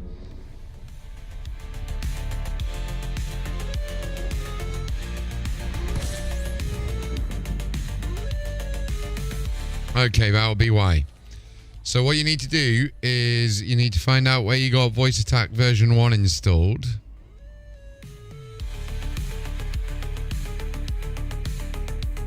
Yeah.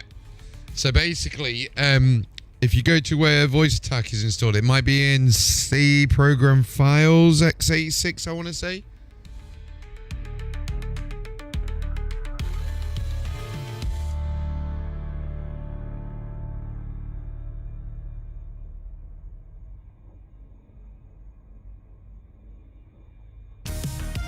Yeah, so it'll be in C Program Files x86 Voice Attack. Okay, once you're in there, what you'll need to do is sounds. Let me just go to the sounds folder. Not that one. So what you'll need to do is go and find the app folder and the sounds folder.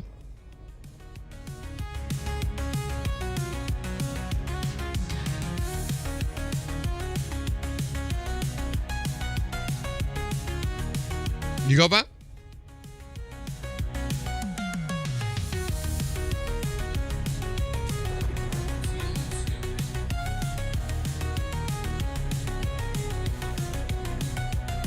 Cool. So copy both of them. Oh, we've just gone down.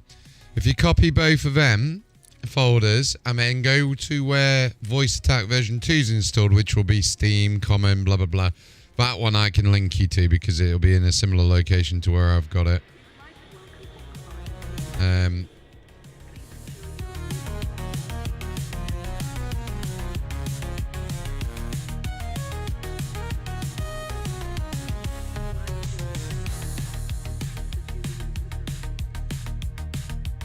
So that one should be in Steam. Let me just find it here.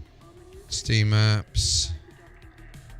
Oh, you got them copied over. Brilliant. And then once you've done that, you want to make sure you do copy version 1 data files to version 2.bat. And then once you've done that, run Voice Attack 2 as admin.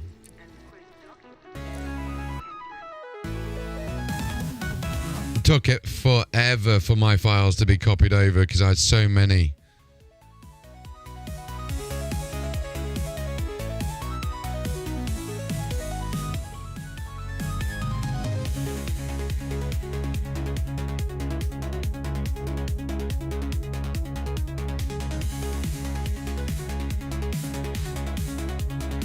We're just getting Movadder after Movadder at the moment.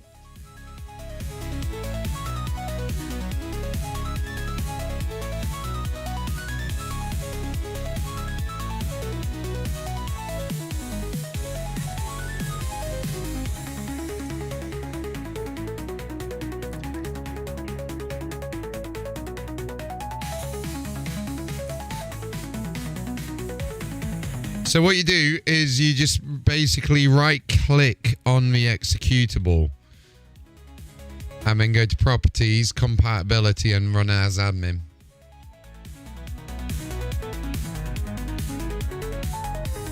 So when you're in that folder for Voice Attack version 2, you'll see it now.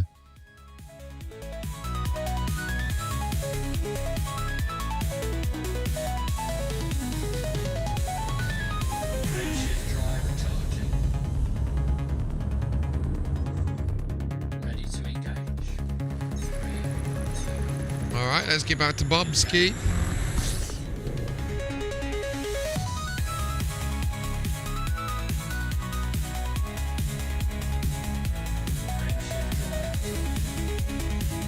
Do you see that?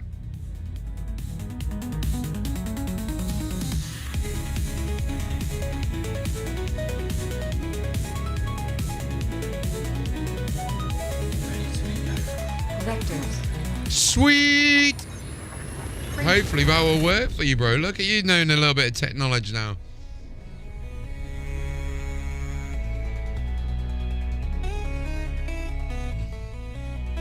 Scanning for anomalies. None detected. Scanning now.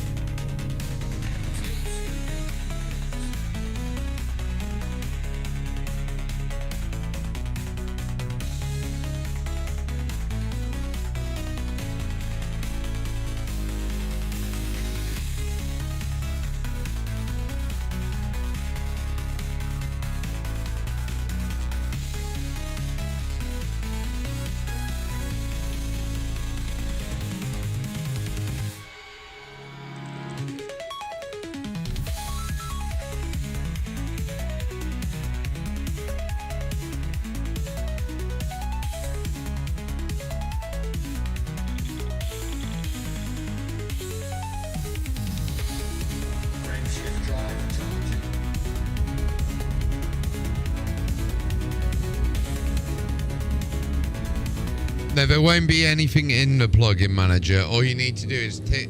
So when you go on the settings on the bottom right of voice attack, under the general tab, there'll be a tick box that will say enable plugin support. And you just tick that one.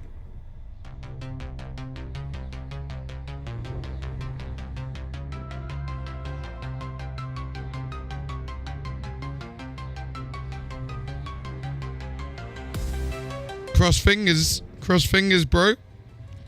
If so, you can go and tell the guys that we got it all working for you. I'll still get the same error. Yeah.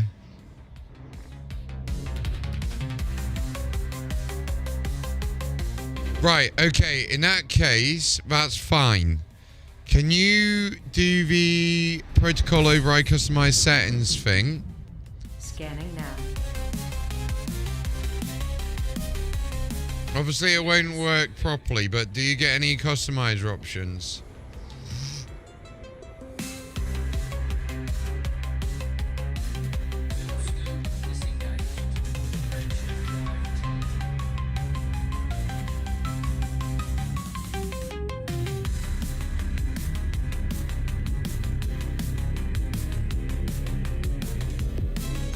Course adjustment.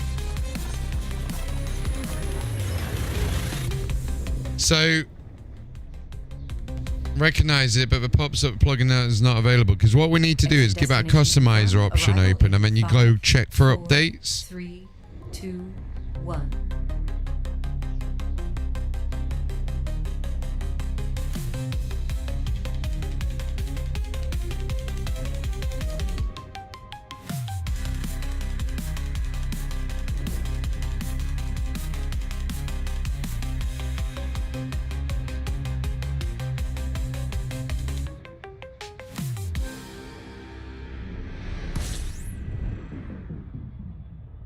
Heard. Executing now. Yeah, same thing. Hop in my Discord. Go into the waiting for stream thing.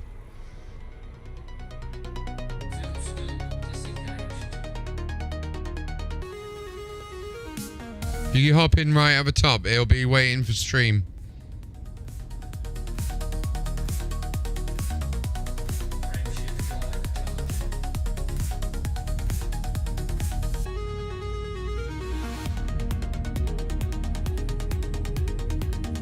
Right, let's get your screen shared and then we'll have a look.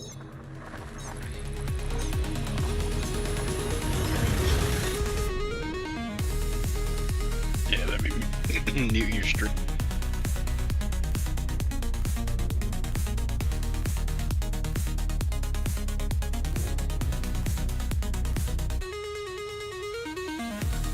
Right, so if you unmute everything on the right hand side,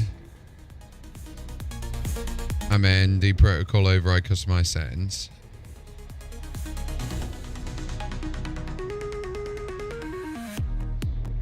Okay, so that's fine. Now if you do the keyboard one and then do Control Shift Alt and Enter.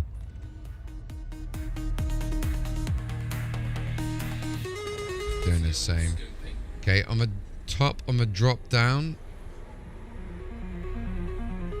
what do you have there on the profile drop down? So just switch to singularity without, yeah, that one.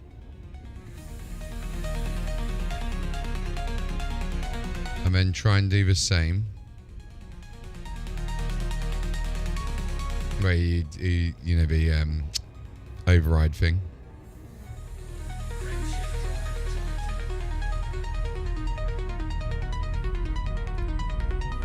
And do it with a keyboard if it doesn't hear you there. Still doing it the same. Plugin not available, one sec.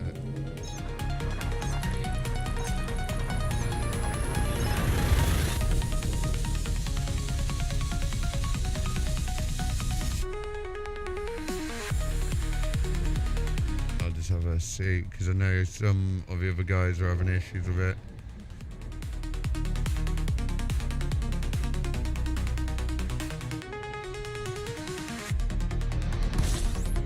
Okay, so try and install one of your Scanning the packs. entire system. Updating Just one. cartography now. Oh, you don't need to use any of voice attack to install a pack. So you just go to, you know, when you got your email from Sendow.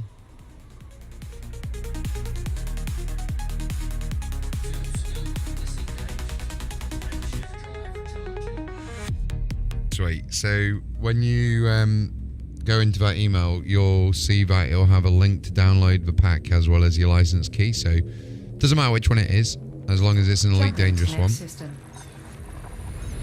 Yeah, give that installed. No, it should be an EXE when you get the Ripley pack. It should be on an EXE. That's a voice attack profile file that you've got there.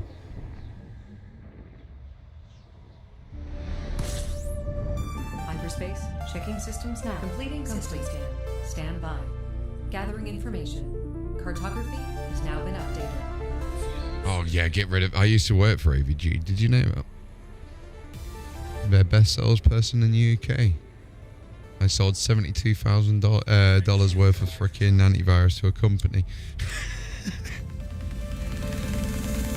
They sold it at $38 a pack. The average price there was on Amazon was $60.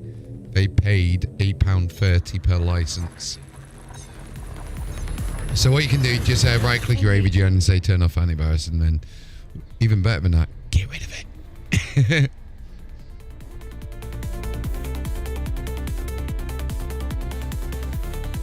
You might need to close voice attack. Yeah. Stand by.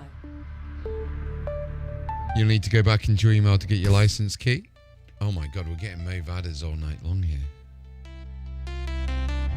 Alright, let's try and connect back into Elite Dangerous.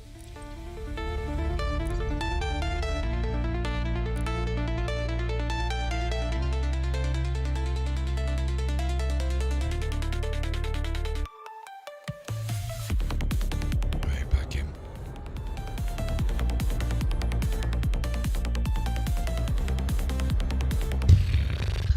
Could be many different things at the moment. It could be my PC, it could be my internet connection, it could be the game. Like Star Citizen pissed me off for fuck tonight. Like I was so hyped, I went and spent £40 on, you know, them 4 suits and everything, and I was like, right, yeah. No, leave that standard. Yeah.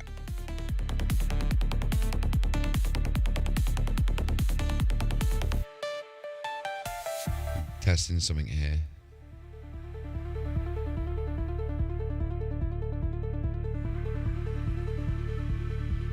Oh my god, you know what? I'm going to just verify Steam files because that's keep losing connection. Yeah, no, we're going to try this first of all, and then we'll try something separately after.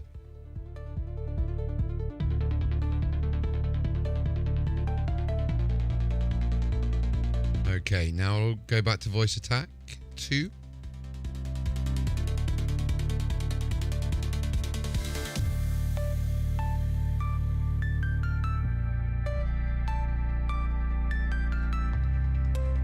Brilliant.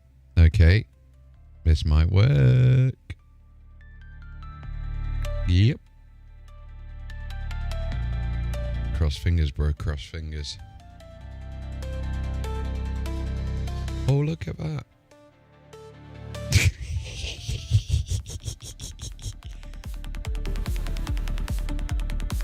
Yeah, wait into it. There you go.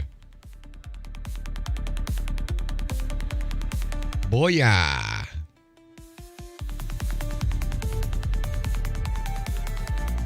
Nice. Spot 'em. All sorted for you, bro.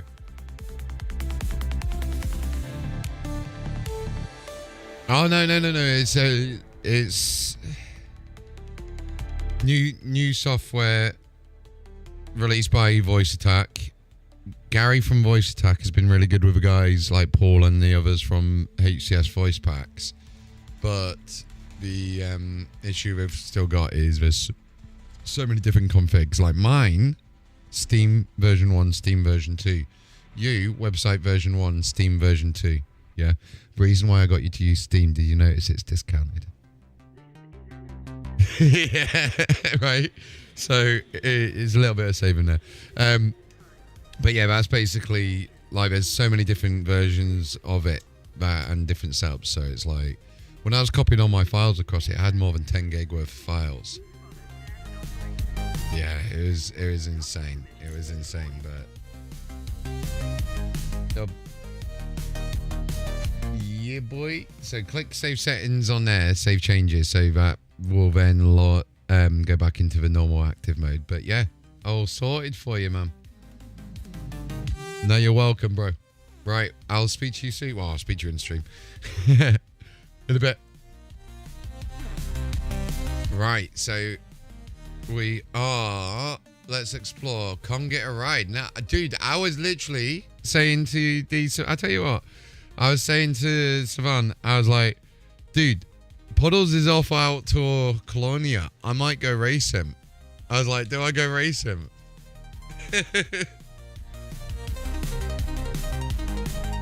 I've been getting back-to-back with other errors at the moment, so yeah, we'll see what happens.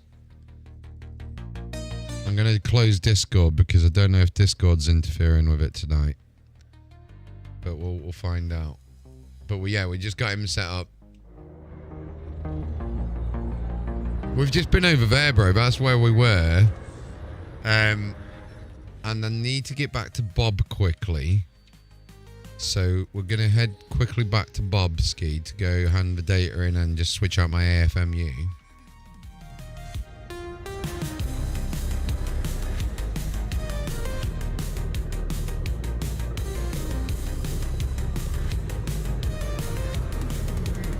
I can get there in half that time, bro. No, yeah, well, I can try and meet you out there. We'll jump back, and then depending on where I am when I start jumping back. So I'm gonna go from here to Bob. I'm gonna just go and switch out some bits and bobs on my ship, and then I'm gonna come over to you.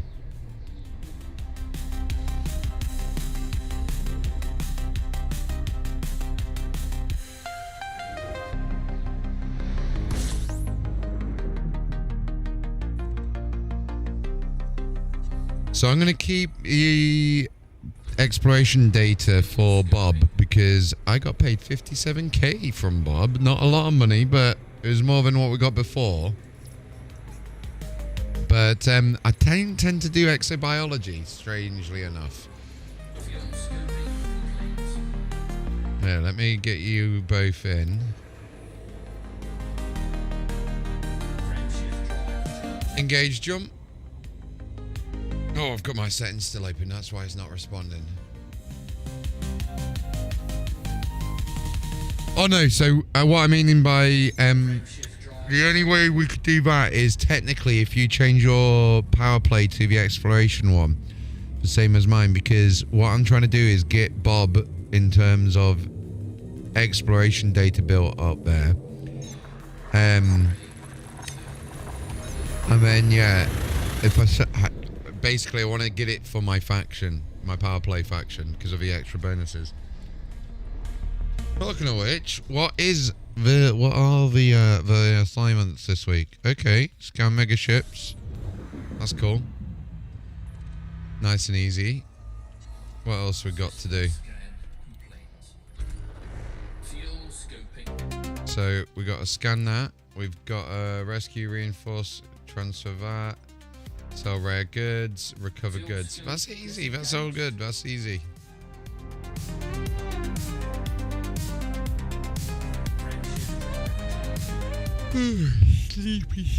Sleepy.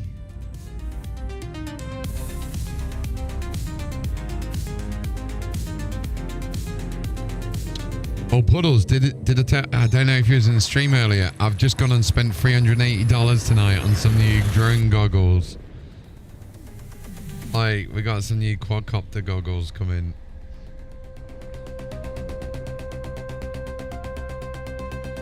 Safety protocols for exit.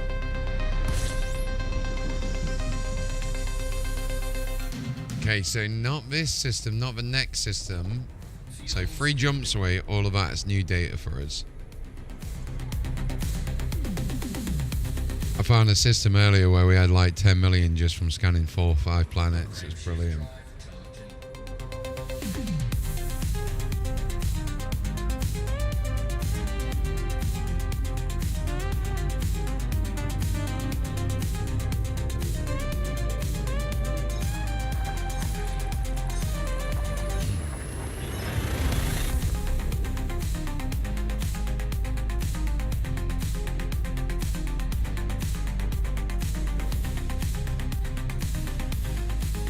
Temperatures are at an acceptable level.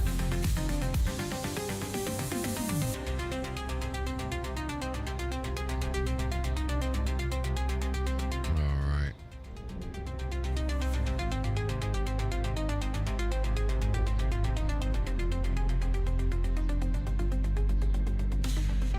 Don't forget, ladies and gents, we do have Star Trek Fleet Commanders, the sponsored stream. Well, the sponsor of the stream, not the sponsored stream sponsor.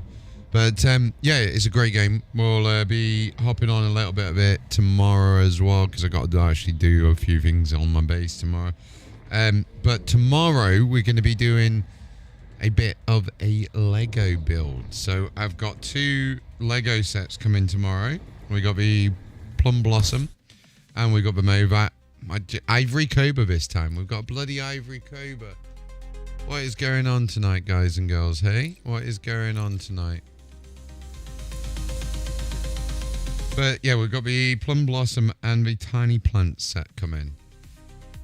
£42 worth of Lego. Well, it's about £60 down to £42. And then I say we've got the goggles coming. Can't wait to get them, to be fair, because that's going to be awesome to fly the Tiny Whoops again. Me and my buddy can do HD0. And then after that, we've got the DJI Neo that's coming back. And that had a flyaway as you keep getting disconnected as well. What about you, Puddles? Are you getting disconnected? It could be a problem with the private group, to be fair. It could actually be a problem with the private group.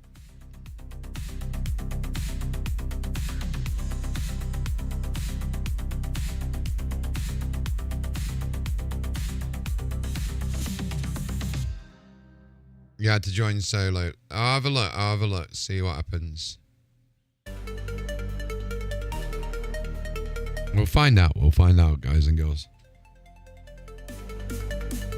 Ivory Cobra. What is an Ivory Cobra? Ivory Cobra.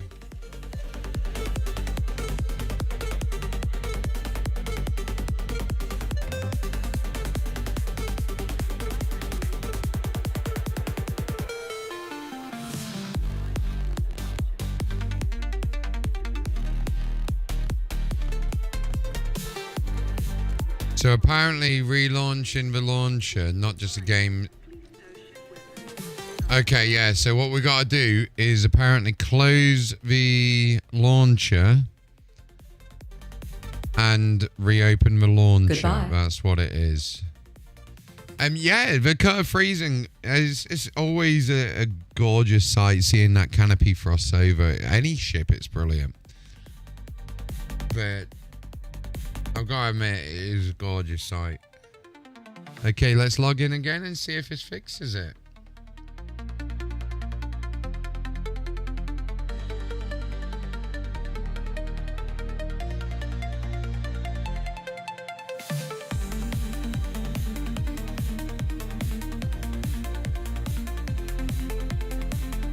Okay, let's go in.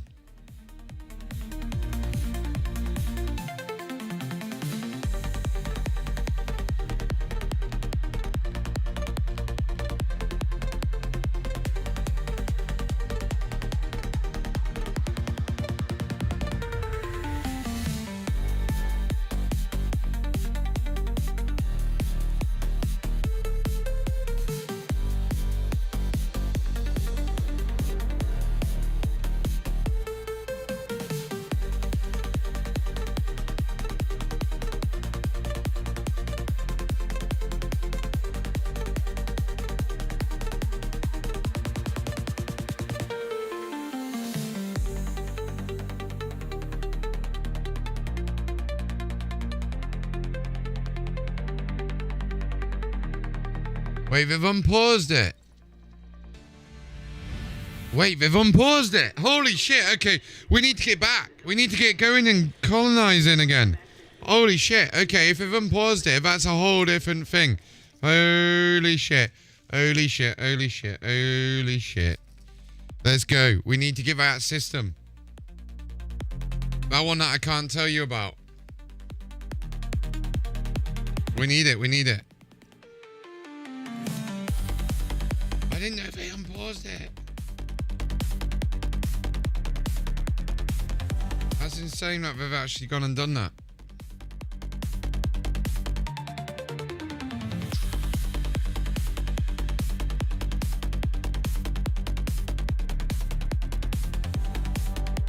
No, but this one's called Silly, right? Silly, and it's got 87 planets in the body, in the system, of which 45 of them are attached to the first star.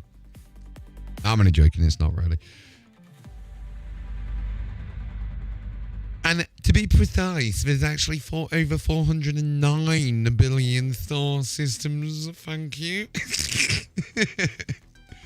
Oh, I do love this game. I do love it. Dude. Eventually, but put it this way: if I can go and claim, yeah, that's it. I was gonna say, if I can claim a bigger one and get that, then we are laughing. You've got it. You've nailed it. See, this is why I want to go claim one now, because I want to go claim a decent one now. So then when I do go out and fly around and everywhere and come over to Colonia with you, my system is making money while I'm out away.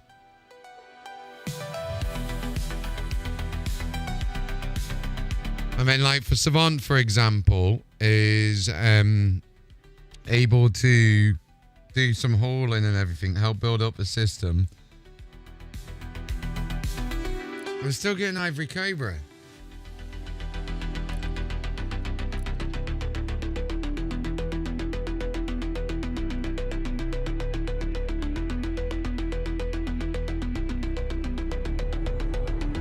Right, there we go. So I think Savant likes for hauling, though. Savant, do you like hauling? I've just gone into the normal.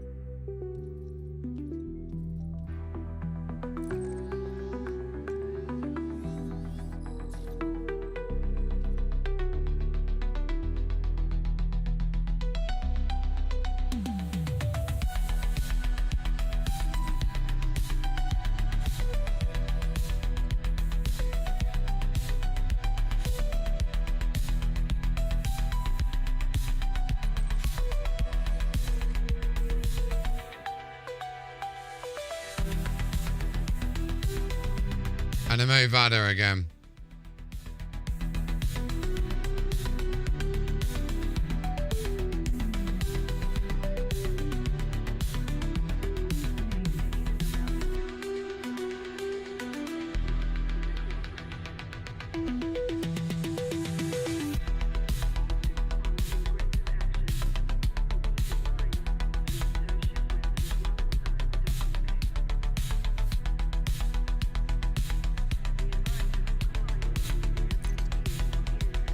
Are you getting it as well?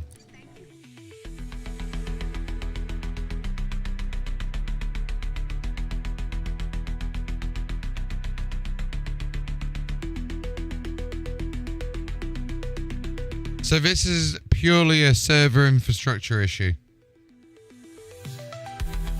to do with fleet carriers.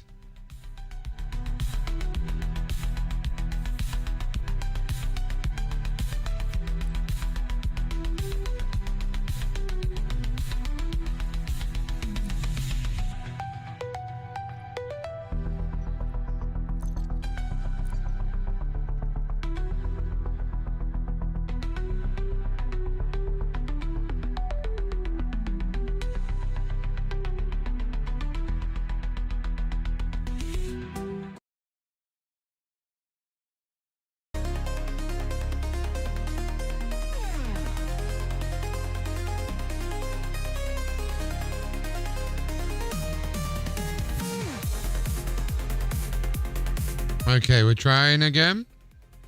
Okay, we're in.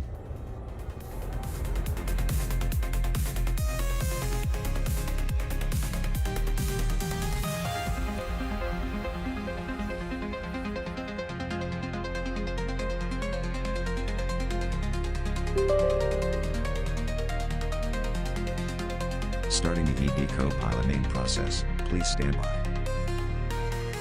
The ED Copilot process is starting.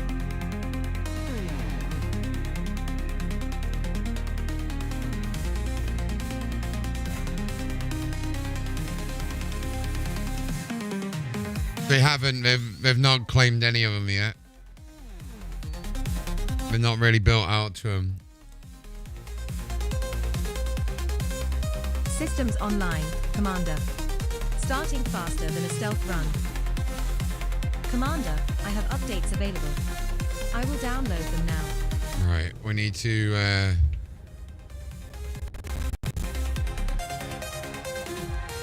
get plotting back over. All downloads were successful. The virtual Copilot service will now restart to apply updates. Try relaunching the launcher itself.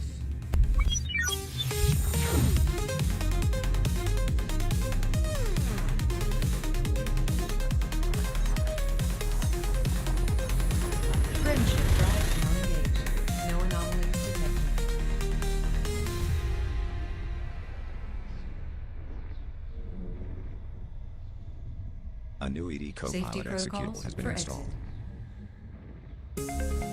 Starting the ED Copilot main process, please stand by.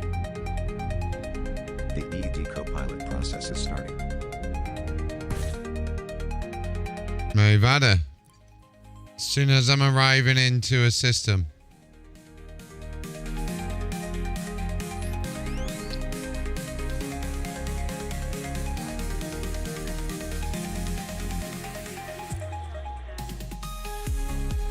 Starting the Copilot service, Commander. You won't believe some of the profanity and insults I've just loaded into my speech module. Some really fucked up shit for sure. Systems and station data has been updated. Yeah. Last tick was 5 hours and 3 minutes ago at 1952. Yeah, people are saying that the servers are just going down. There is a new Galnet article since your last session, titled New Era of System Colonization Hailed a Success. Good to see you again, Commander. Startup sequence. Yeah, Puddles, we've got it. We've got, so me and Savant have already got it all set up. We've all switched over to it. It's so much quicker. QT-J, it is amazingly quick. We're aboard Voice of the Void, your Mandalay. Open system map. The maximum jump range for this ship is 96.88 So quick. Closed system map.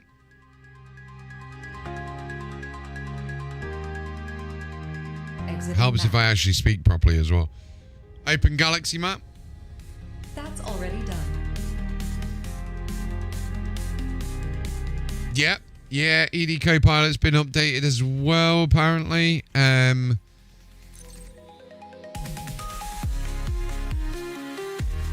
don't know what the last update was, but I'm back. But yeah. Searching database. Eden. Neutron Highway. Corona Let's go. Borealis is a small constellation in the northern sky. I will use your current jump range of 92.99 light years for plotting the route. Its shape. Its main stars form a semicircular arc, one of the 48 constellations listed by the 2nd century astronomer. Nicely done, bro. Nicely done helping out. One of the 88 modern constellations. Course plotted, Commander. There are 23 neutron star boosts required and a total of 30 jumps required. As auto jump is enabled, I will plot to the first neutron star waypoint, and will then plot to subsequent neutron stars automatically when you supercharge your FSD at each of the waypoints in the route. We will reach our destination in 3 jumps.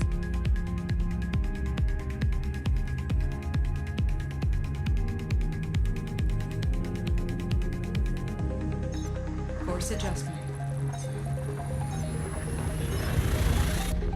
Jumping to Lysil. I'll be an emperor. So you're just purely going out to do The star coming out exobiology is then? scoopable, as is the subsequent star in our route. We're now 2 jumps from Lysol. IQ-Y, D38.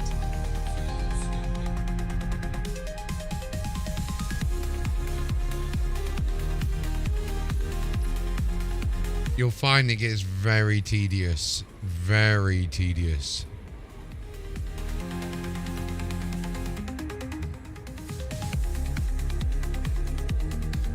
Initiate jump. Scrakeleg is offline. Jumping.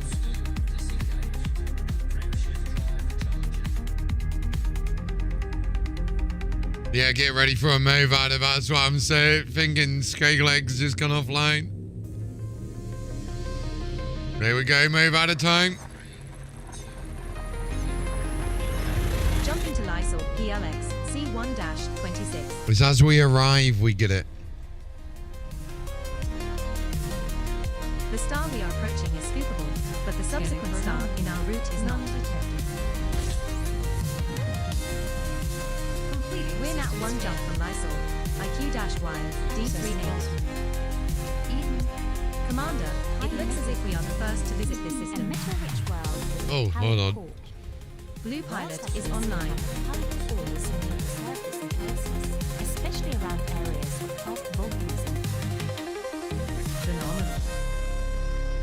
What a world.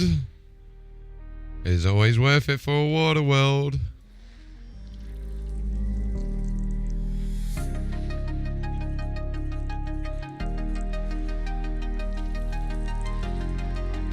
Awesome. And that high metal content's worth a shit ton of money. Hold on.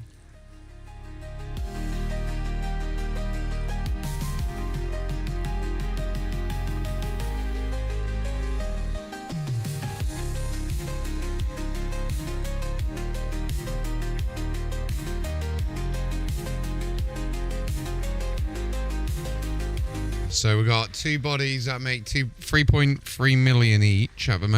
Sorry, together, not each. That's a nice looking one. Not worth anything though. Another Body 7 1.9 is million. terraformable. Second one discovered today.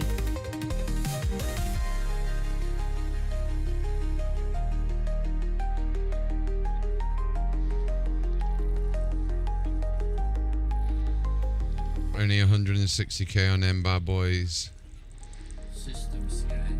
So yeah, we need to go to a couple of these bodies and so obviously we need to go there. Number 7 I want to say it is. Yeah, so we need to go 6, 7. So 6 we'll go to first of all. Oh. Doing a mess up of a map, son. Alright, let's get over to 6 first.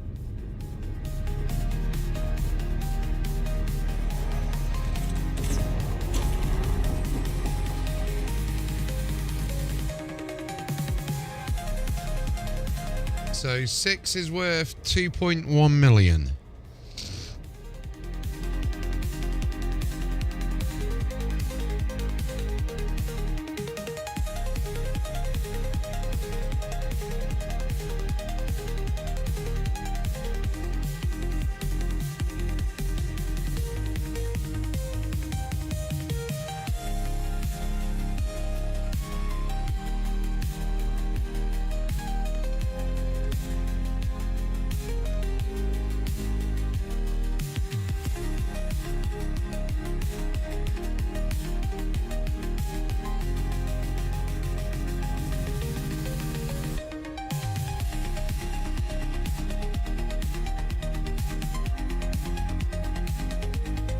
Looks beautiful.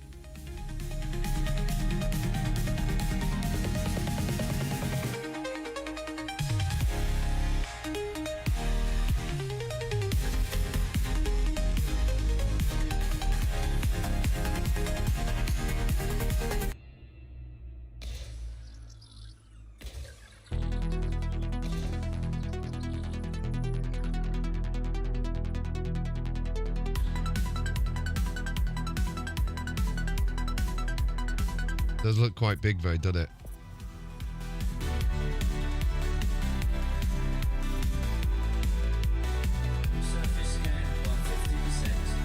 It literally looks amazing. The Star Trek Fleet Command looks so good at the moment. Honestly, Goose, it's so cool how you can scan planets in it. You know, all of that jazz.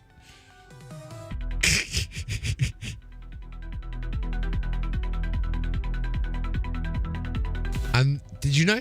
Who would have ever thought that HCS Voice Packs works with this as well? Right, we got another one over there. How you doing, Goose? Anyway, you alright, bro? We've been helping a few people out with troubleshooting the Voice Attack 2 stuff, and I think we figured it out. I've nailed it now.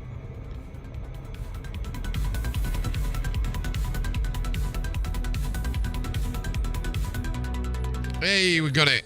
Cheeky Water World. Okay, so now we need to go to body 7.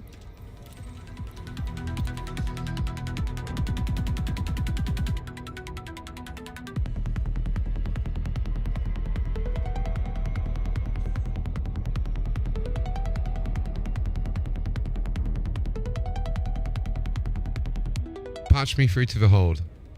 I'll patch you through. I'm a gentleman, a valet. I was sent to collect some attire for my boss, Cecil. Wait, you can't hear Voice Attack. I've just realised. 1 second. Local protection racketeers. They took everything. I don't just mean you can, but it's not coming through the right channel. A butler, eh? Very handy. Don't get any ideas about barking orders at me. I only look after Cecil. Hutton paid me well to look after him. Oh, I know Uncle Cecil. He's a customer of mine. A customer? Yeah, but I can't say much, you know.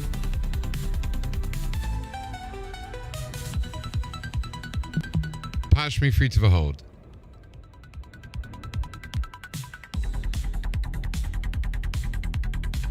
I'll patch you through.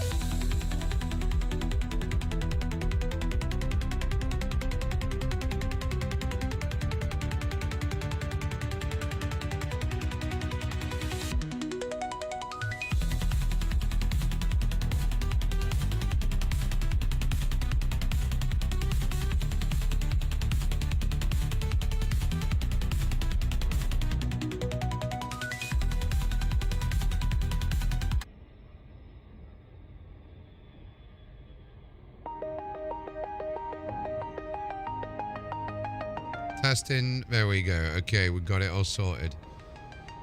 Right. That's that sorted. Patch me through to the hold. I'll patch you through. Hey, we got it coming through the right channel now. Some nice stuff in the food containers, Ant. We must manage it properly. Shh. What's up? What? Shh. Wait. So we did that, but it didn't work. The one extra step that we had to do. Stop panicking. I'm not. Why have I gone to the cluster belt 7?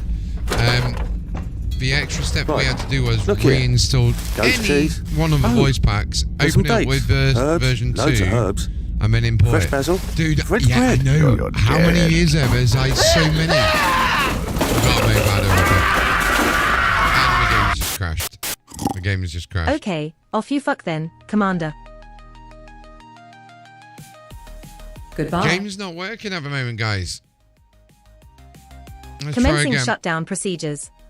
But yeah, it's the copying was not the easiest or the fastest, I'll be honest with you.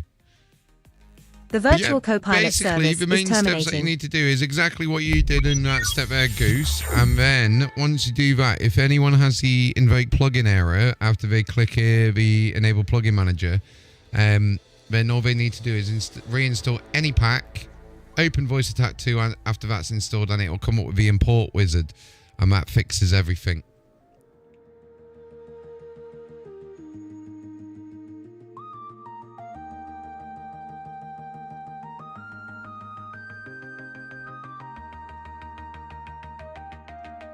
Yeah, they can't do that though. So if they update to load the customizer, they must have a plugin manager working, and then if the invoke plugin doesn't work, like the error, that's the fix to it. So what you experienced, you didn't have the invoke plugin area.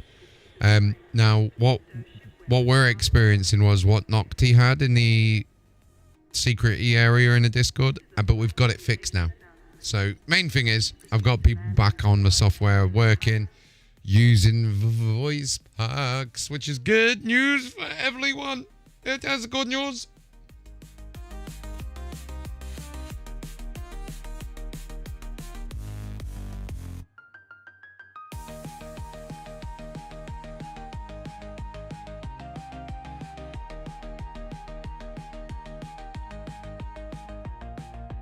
And we got a move out of.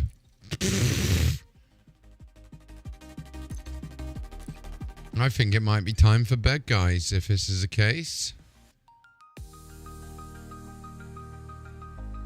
Let's see how the Stream Elements sponsorship's going first of all. Hopefully it stops, because I want to carry on getting home.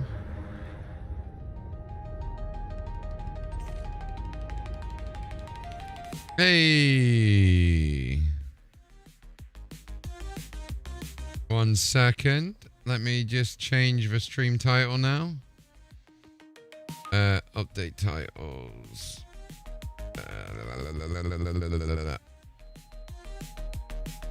Elite Dangerous.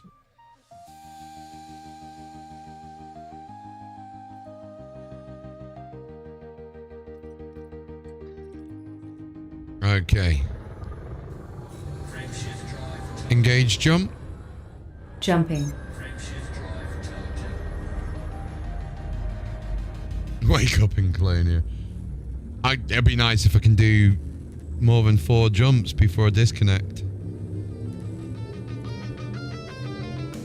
Leaving system. That was the code that you got, wasn't it? That was the error. Complete. But that's what we fixed. So if you see that one, Goose, all you need to get someone to do is reinstall any other packs. Scanning for and then it anomalies. will fix it. None detected. Doesn't matter which pack they install.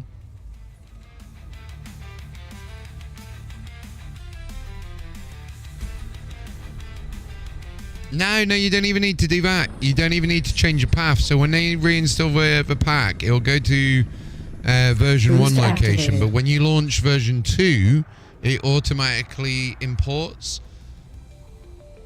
So you don't even need to worry about that.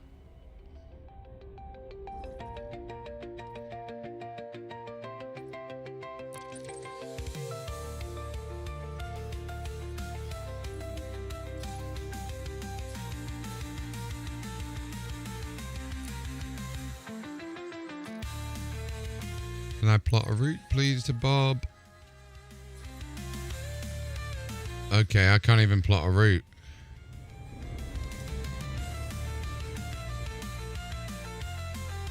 What is happening with the game? There we go. Oh my god, that was a long plot. No worries, you enjoy your night. Well, it's pretty much just the same as what you've done, but just reinstall a pack.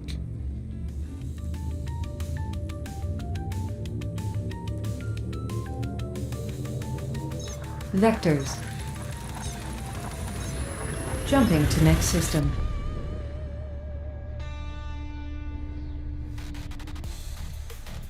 Puddles, did you see that? 361 light years, I swear I'll get to Colonia Temperatures before are at you an do. acceptable level. Obviously not now. We're just waiting until we get back to Bob. I can't do it now, but... Okay, first discovery. Let's go. Okay, we've got quite a few behind there.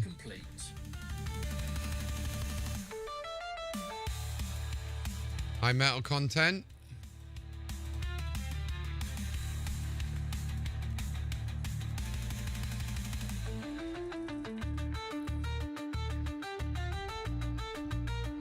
Yeah, so there'll be some teething problems still, but definitely copy that into the Discord for them.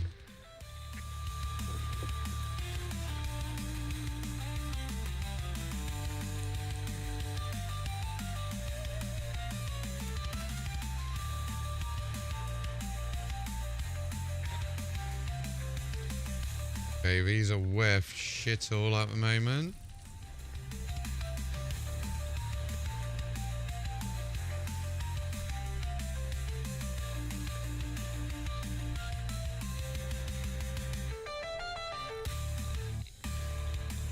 It might be worth trying to copy over the sound folder for Ripley again, potentially, just to make sure it's got everything in there.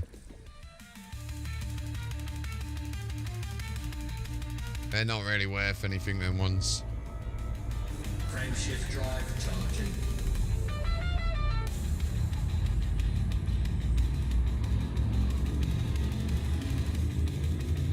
Look at this shit though, it's not even blue anymore, look. Look how messy Voice of a Void is. See a day, little bitch.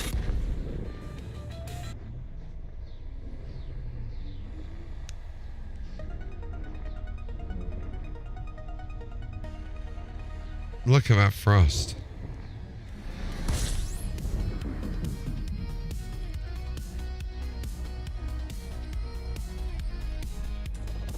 Fuel scooping.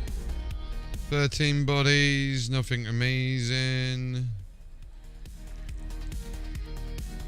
Fuel scooping complete.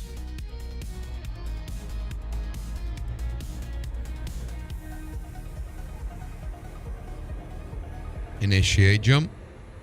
Jumping to light speed. Shift drive charging. Crewman Ripley, Reporting for duty. introduce yourself. I'm here to assist you with the ship's systems. Adjusting for jump.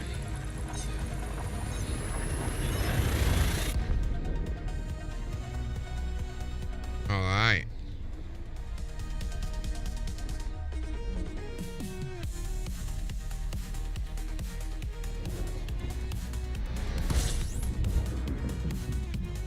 What we got here? New system.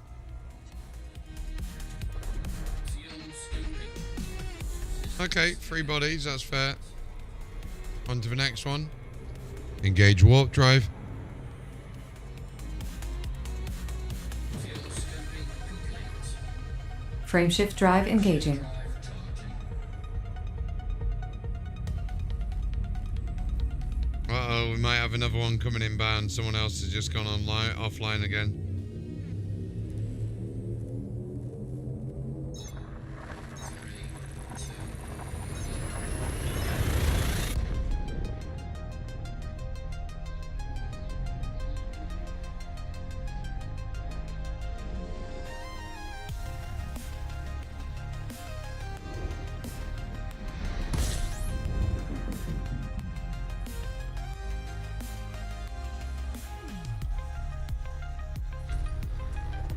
Fuel scooping.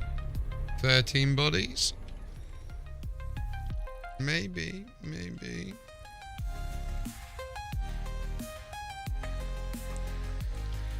Few ICs. Complete.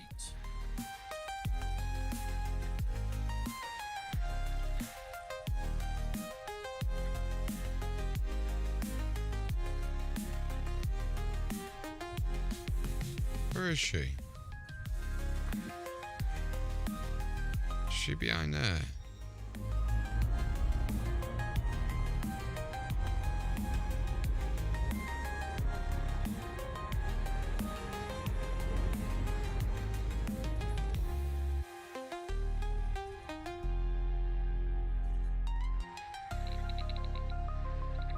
Asteroid belt. Of course, I'm a dumbass for that.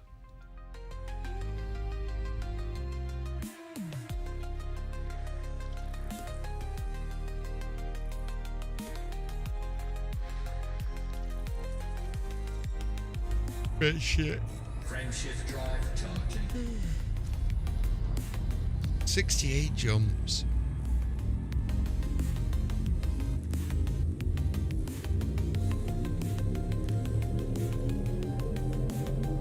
Leaving system.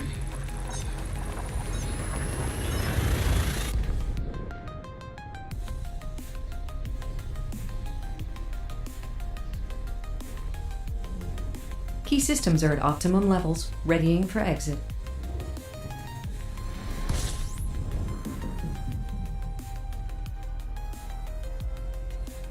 Playing entry. Eden. 7. Class M star. Class M stars are red stars Patching that you form the through. bulk of the main sequence Eden. stars in the galaxy. Ice Their world. mass is low, as is their Ice surface worlds are temperature. composed Stop all mainly of commands. water ice. Fascinating. Worlds like this will not have much heating in the past, forming in the Patch me cooler through to the regions of hole. a star system. I'll patch you through. That's I'm betting this commander's a trader. You know, sort of wheeler dealer. They're not very bright looking around the cargo hold here, though. I mean, look, it's full of garbage. There's nothing of any real worth. Yes, and I wonder if the commander knows the real value of having one of us on board. What do you mean, one of us, Drew? Well, me, of course. One and of my us. knowledge, my friend. Valuable knowledge. There are things that I'm privy to that would fetch a confirming very high exit price. point telemetry. Stand by. What's that then? Completing system scan. Stand by. Playing Cartography entry. updated. Eden. High metal content planet. A metal-rich world Someone's with a already metallic scanned this core. one. Worlds like this can have metallic ores near the surface in places, especially around areas of past volcanism. Phenomenal. Engage jump. Engaging Oh, jump. that looks interesting. Why the sun's hitting that one.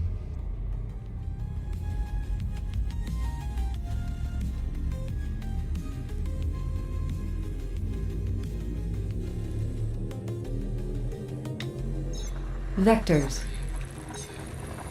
Oh, I'm excited for the Lego.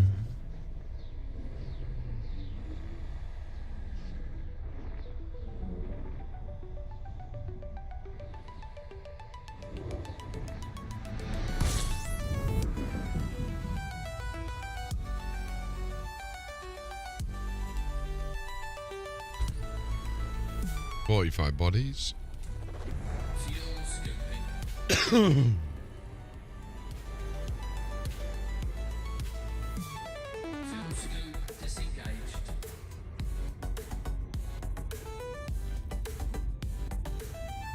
Let's see if we got any more updates on the tracking. So it's been dispatched, that's what we know.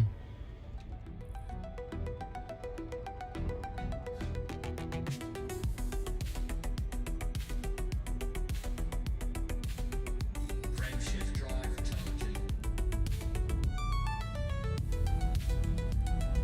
charging. Nice. Very nice. Are you using ED Copilot for it? Frameshift now engaged. Well, dude, if you haven't already done so, get Dolby Atmos on your PC. Confirming The exit point spatial telemetry. audio for your Stand by. speakers, and it is amazing.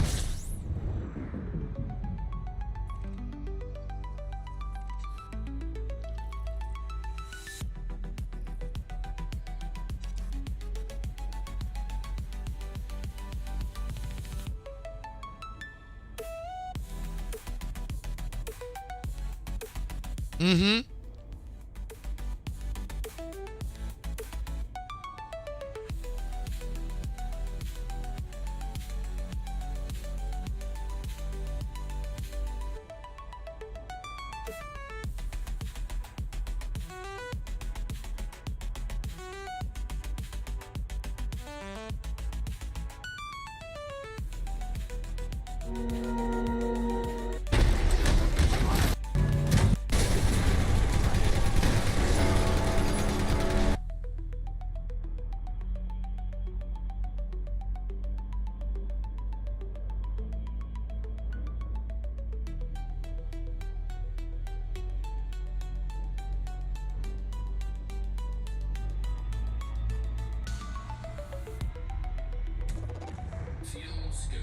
It's got a whole fleet carrier setting in it.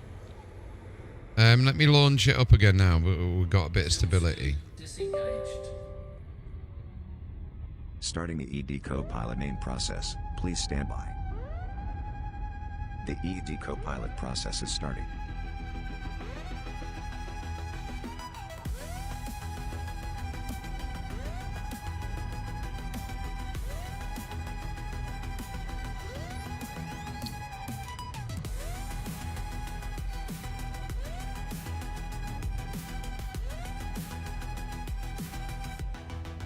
Good morning, Commander. Booting up smoother than Han Solo charming a barmaid. Some of them voice lines always amaze me. It's like they never cease Last to tick amaze was me. 5 hours and 32 minutes ago, at 1952. All Right, let's systems go. are fully operational. Let's Let's go get and busy. plot a route with a neutron highway. Bob. Oh my god, my state is in lockdown at the moment.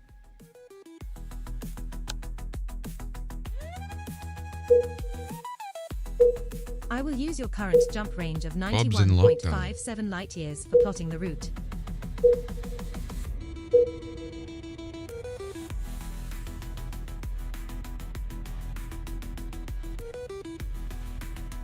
Course plotted, Commander.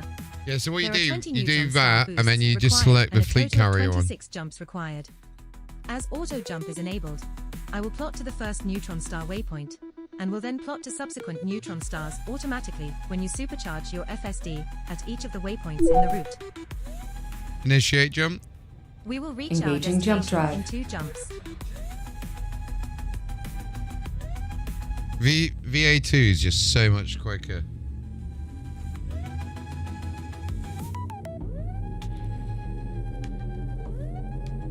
Jumping to next system. We're jumping to buy a Uke VNZ B14-3.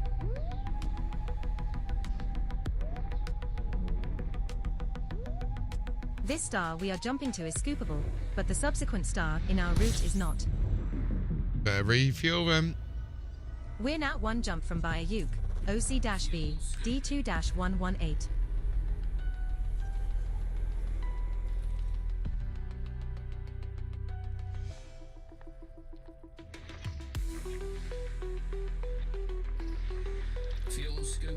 Accessing library. Eden. Ice world.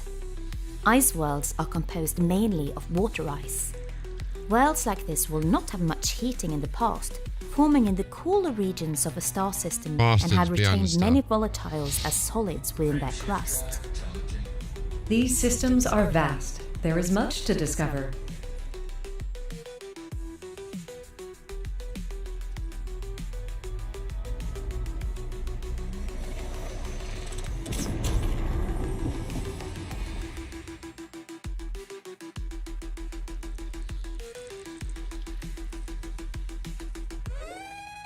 Might as well do full scan on that.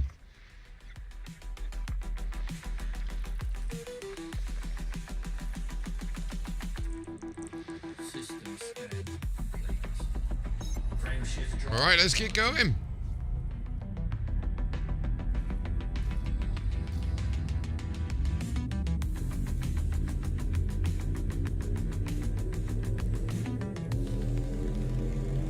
Course adjustment. We're jumping to buy a Uke OCV D2-118.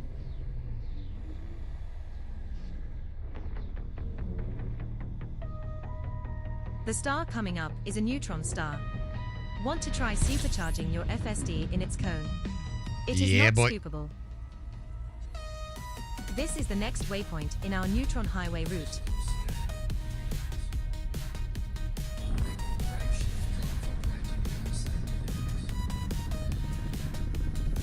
Boost activated.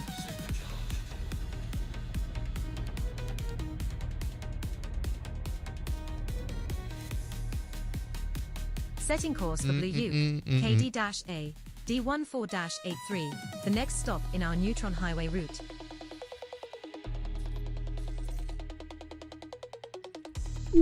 Just one jump. Engage We'll be there in a jump. jiffy. Jumping.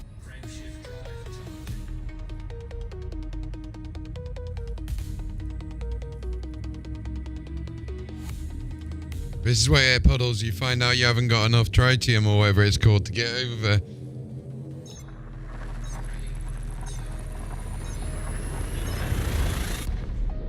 We have successfully transitioned to which space? Heading to Blue Uke KDA D14-83. Okay, neutron highway, here we go. This star we are jumping to is a neutron star. Supercharge I'm opportunity on to ahead. Position yourself in the cone, halfway down, facing the end of the cone. Let's amplify that FSD. Way too It is not fast. scoopable. Jesus Christ, that We was have way reached the too next fast. stop in our neutron highway route.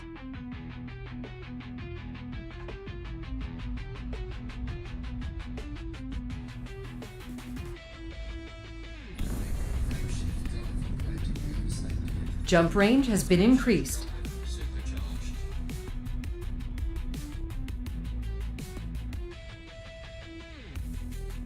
Setting course for Blue Uke, CW-EE, D11-78.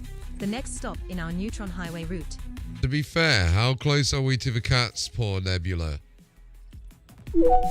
System is I've never just been one there. jump away. Yippee-ki-yay, Melon Farmer.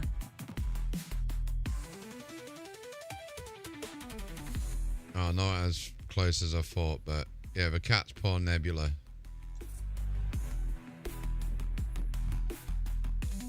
Could have been interesting. Initiate jump. Interstellar travel mode engaging now.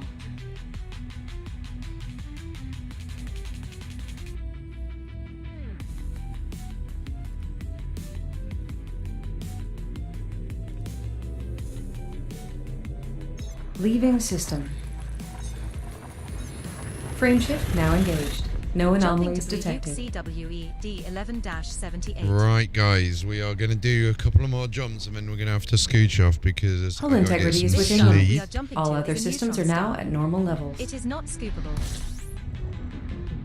We have reached the next stop. in Keep our jumping neutron for the highway time route. being, but to pre-warn you, I am starting to get a little bit slippy.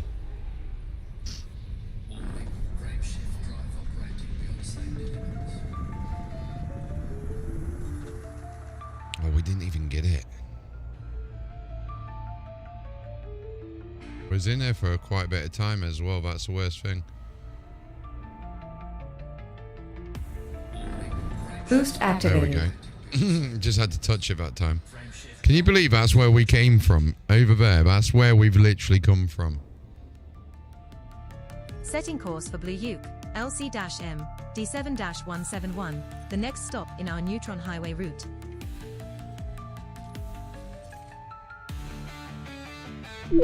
Just one jump. We'll be there in a jiffy. Engage jump. Frameshift drive engaging.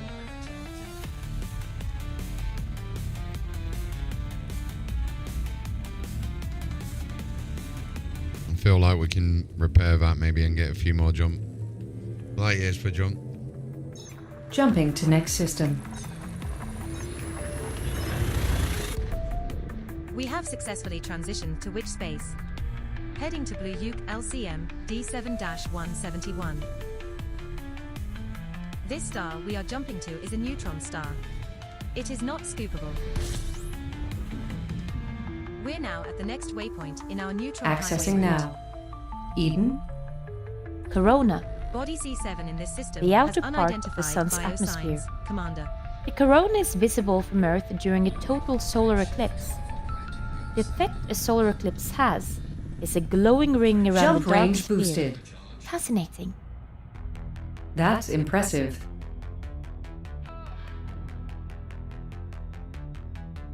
Setting course for Thylea, SU-V, D3-59, the next stop in our neutron highway route.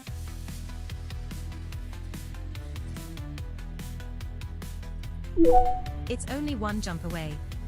Hard for even you to fuck this one up. In the galaxy map again, see. Oh, so what you do, you go into the map, and then it's on colonization mode and you want to only have click toggle, untoggle, and then you want unclaimed. The green one is by going to a purple location and having a chat with the colonization contact. Here we have a wildfire guide in its natural habitat. As Course the adjustment. guide flies, he flies. Interstellar travel mode engaging We now. have successfully transitioned to which space? Heading to Thylea Suvi D3-59. Key The star systems are at coming up optimum is a levels, neutron star. readying for exit. It is not scoopable.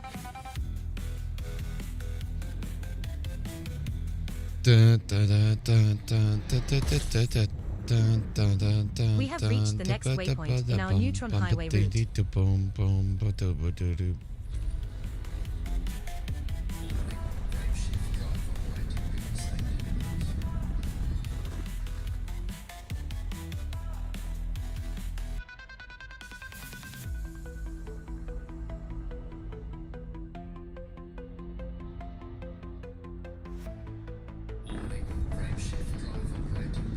Boost activated.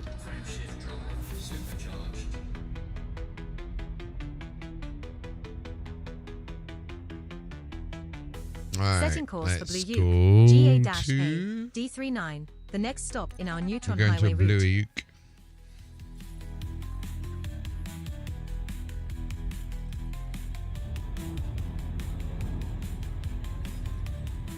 I'm actually going to just go to Bob manually. And see how long it takes to get there now.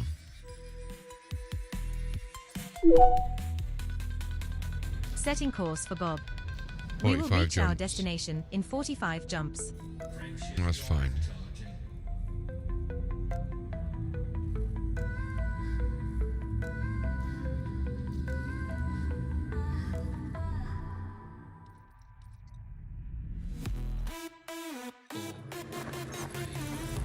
Warning, fuel levels now at 14.9%. Jumping to Drogia, WFD C29-11. New discovery. This star and the subsequent 4 stars are all scoopable, so only scoop here if you are low on Warning, fuel. main fuel tank low.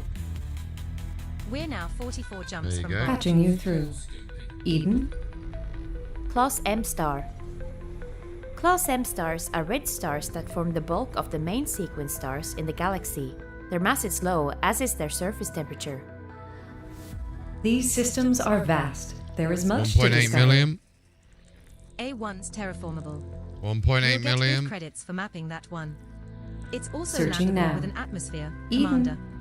Shall we go High check it metal out? content planet. You can get a A first metal-rich footfall credit. world with a metallic core.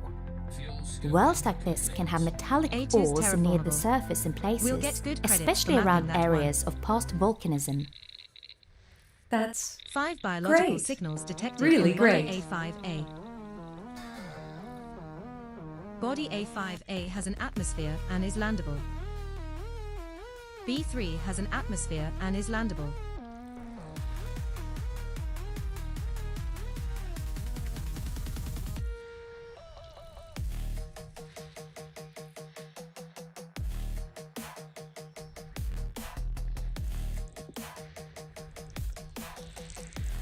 Two biological signals detected on body B1. B1 has an atmosphere and is landable. One biological signal detected on body B2. Nice. B2 is landable with an atmosphere. Two biological Okay, signals so we need to detected on go body to A4. A1. Another landable with atmosphere. Body A4. One biological signal detected on body A3. A3 has an atmosphere and is landable.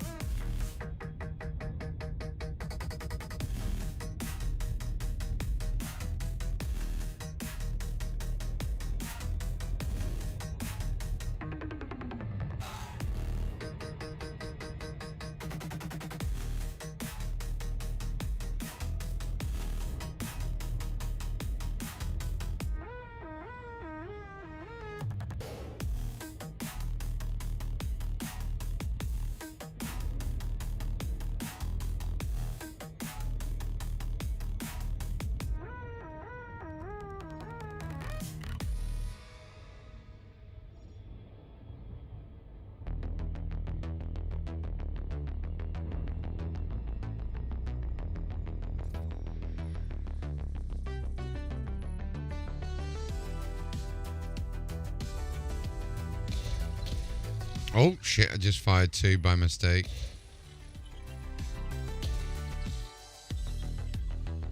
That's cool, though. Seeing the trail of it.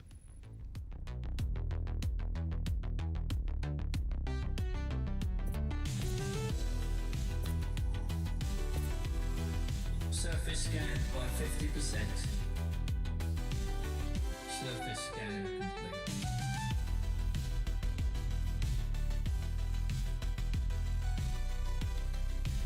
Okay. Let's go get first footfall. Prepare for orbit. Slowing down.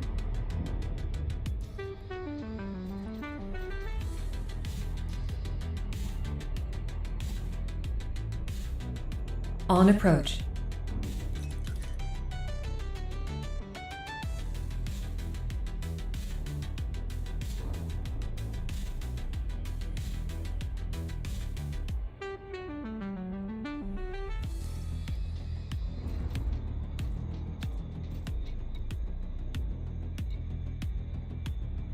Playing entry. Eden. Atom. We're approaching This is the navigation basic guidance building system. block of Planet matter type that high creates the metal world of content body chemical terraformable. elements, although it Surface is made up temperature is of more 33 fundamental degrees Celsius. particles. Gravity at the Look surface at that is freaking light 0.49 meter G. canyon. Impact site. I am getting tired, guys. I can't even English. Look at that, though.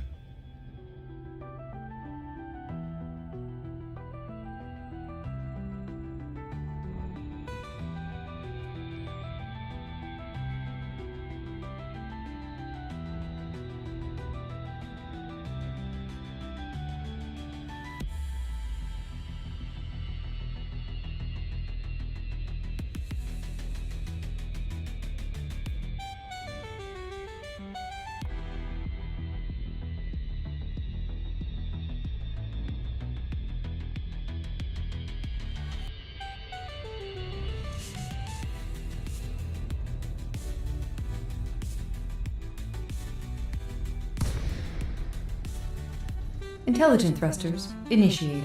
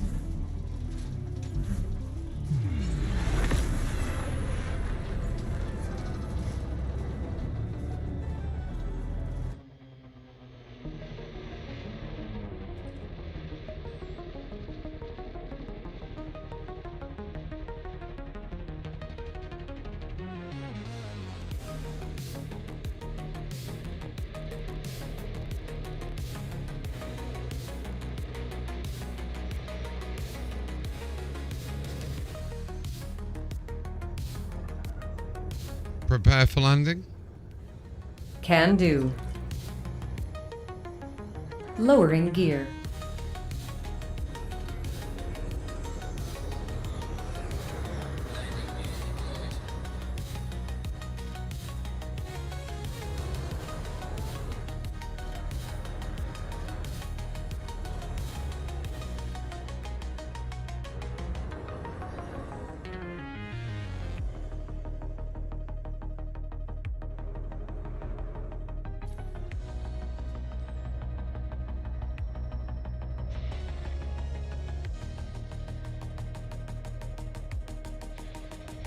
She is dirty.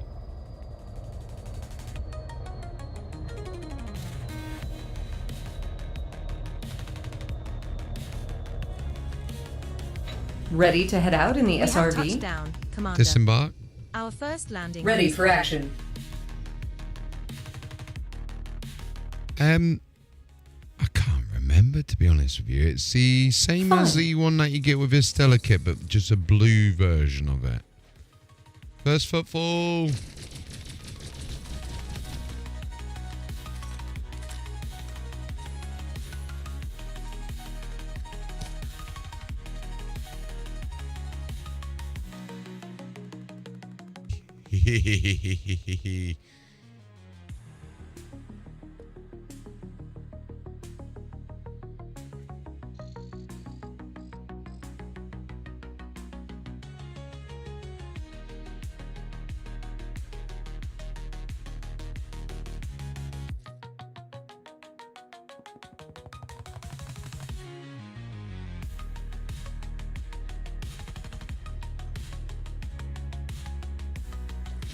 I forgot you can't walk into them.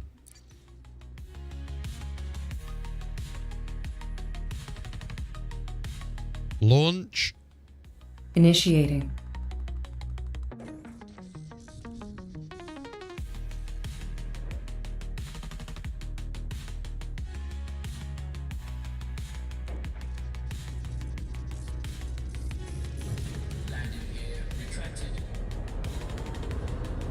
Powering engines. Clear the mass lock. Stand by for launch. Powering engines. Afterburners. Power to engines. Stand by.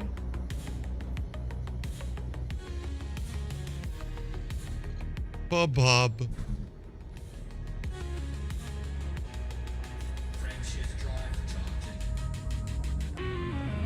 Honestly, he's in a state of like lockdown. Power equilibrium restored.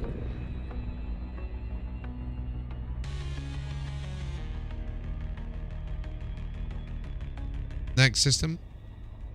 Selecting next system en route. Initiate jump. Frameshift drive engaging.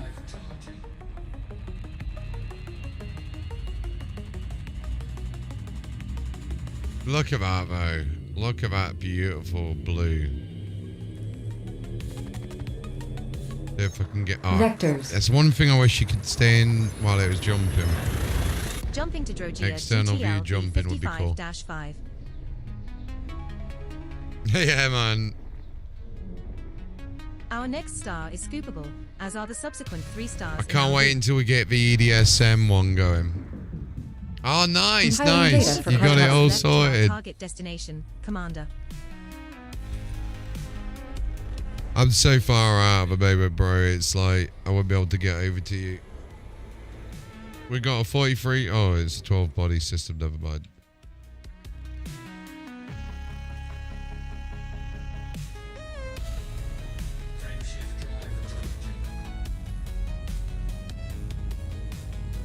Well, when I get back in the bubble, we'll hope you find the system again. Because I think I'm going to call it now, guys, because I am very tired. We have successfully transitioned to which space? So, guys and girls, thank you very much for joining us tonight. I've really had a good time. We are heading to a scoopable, and we are going to be getting some sleep now. But thank you very much for joining us. And good luck with your trip to Colonia, bro. You'll have to update us tomorrow when we're up and about. We've got the Lego sets coming. And yeah, it'll be good fun, man. So much love to all. Peace out.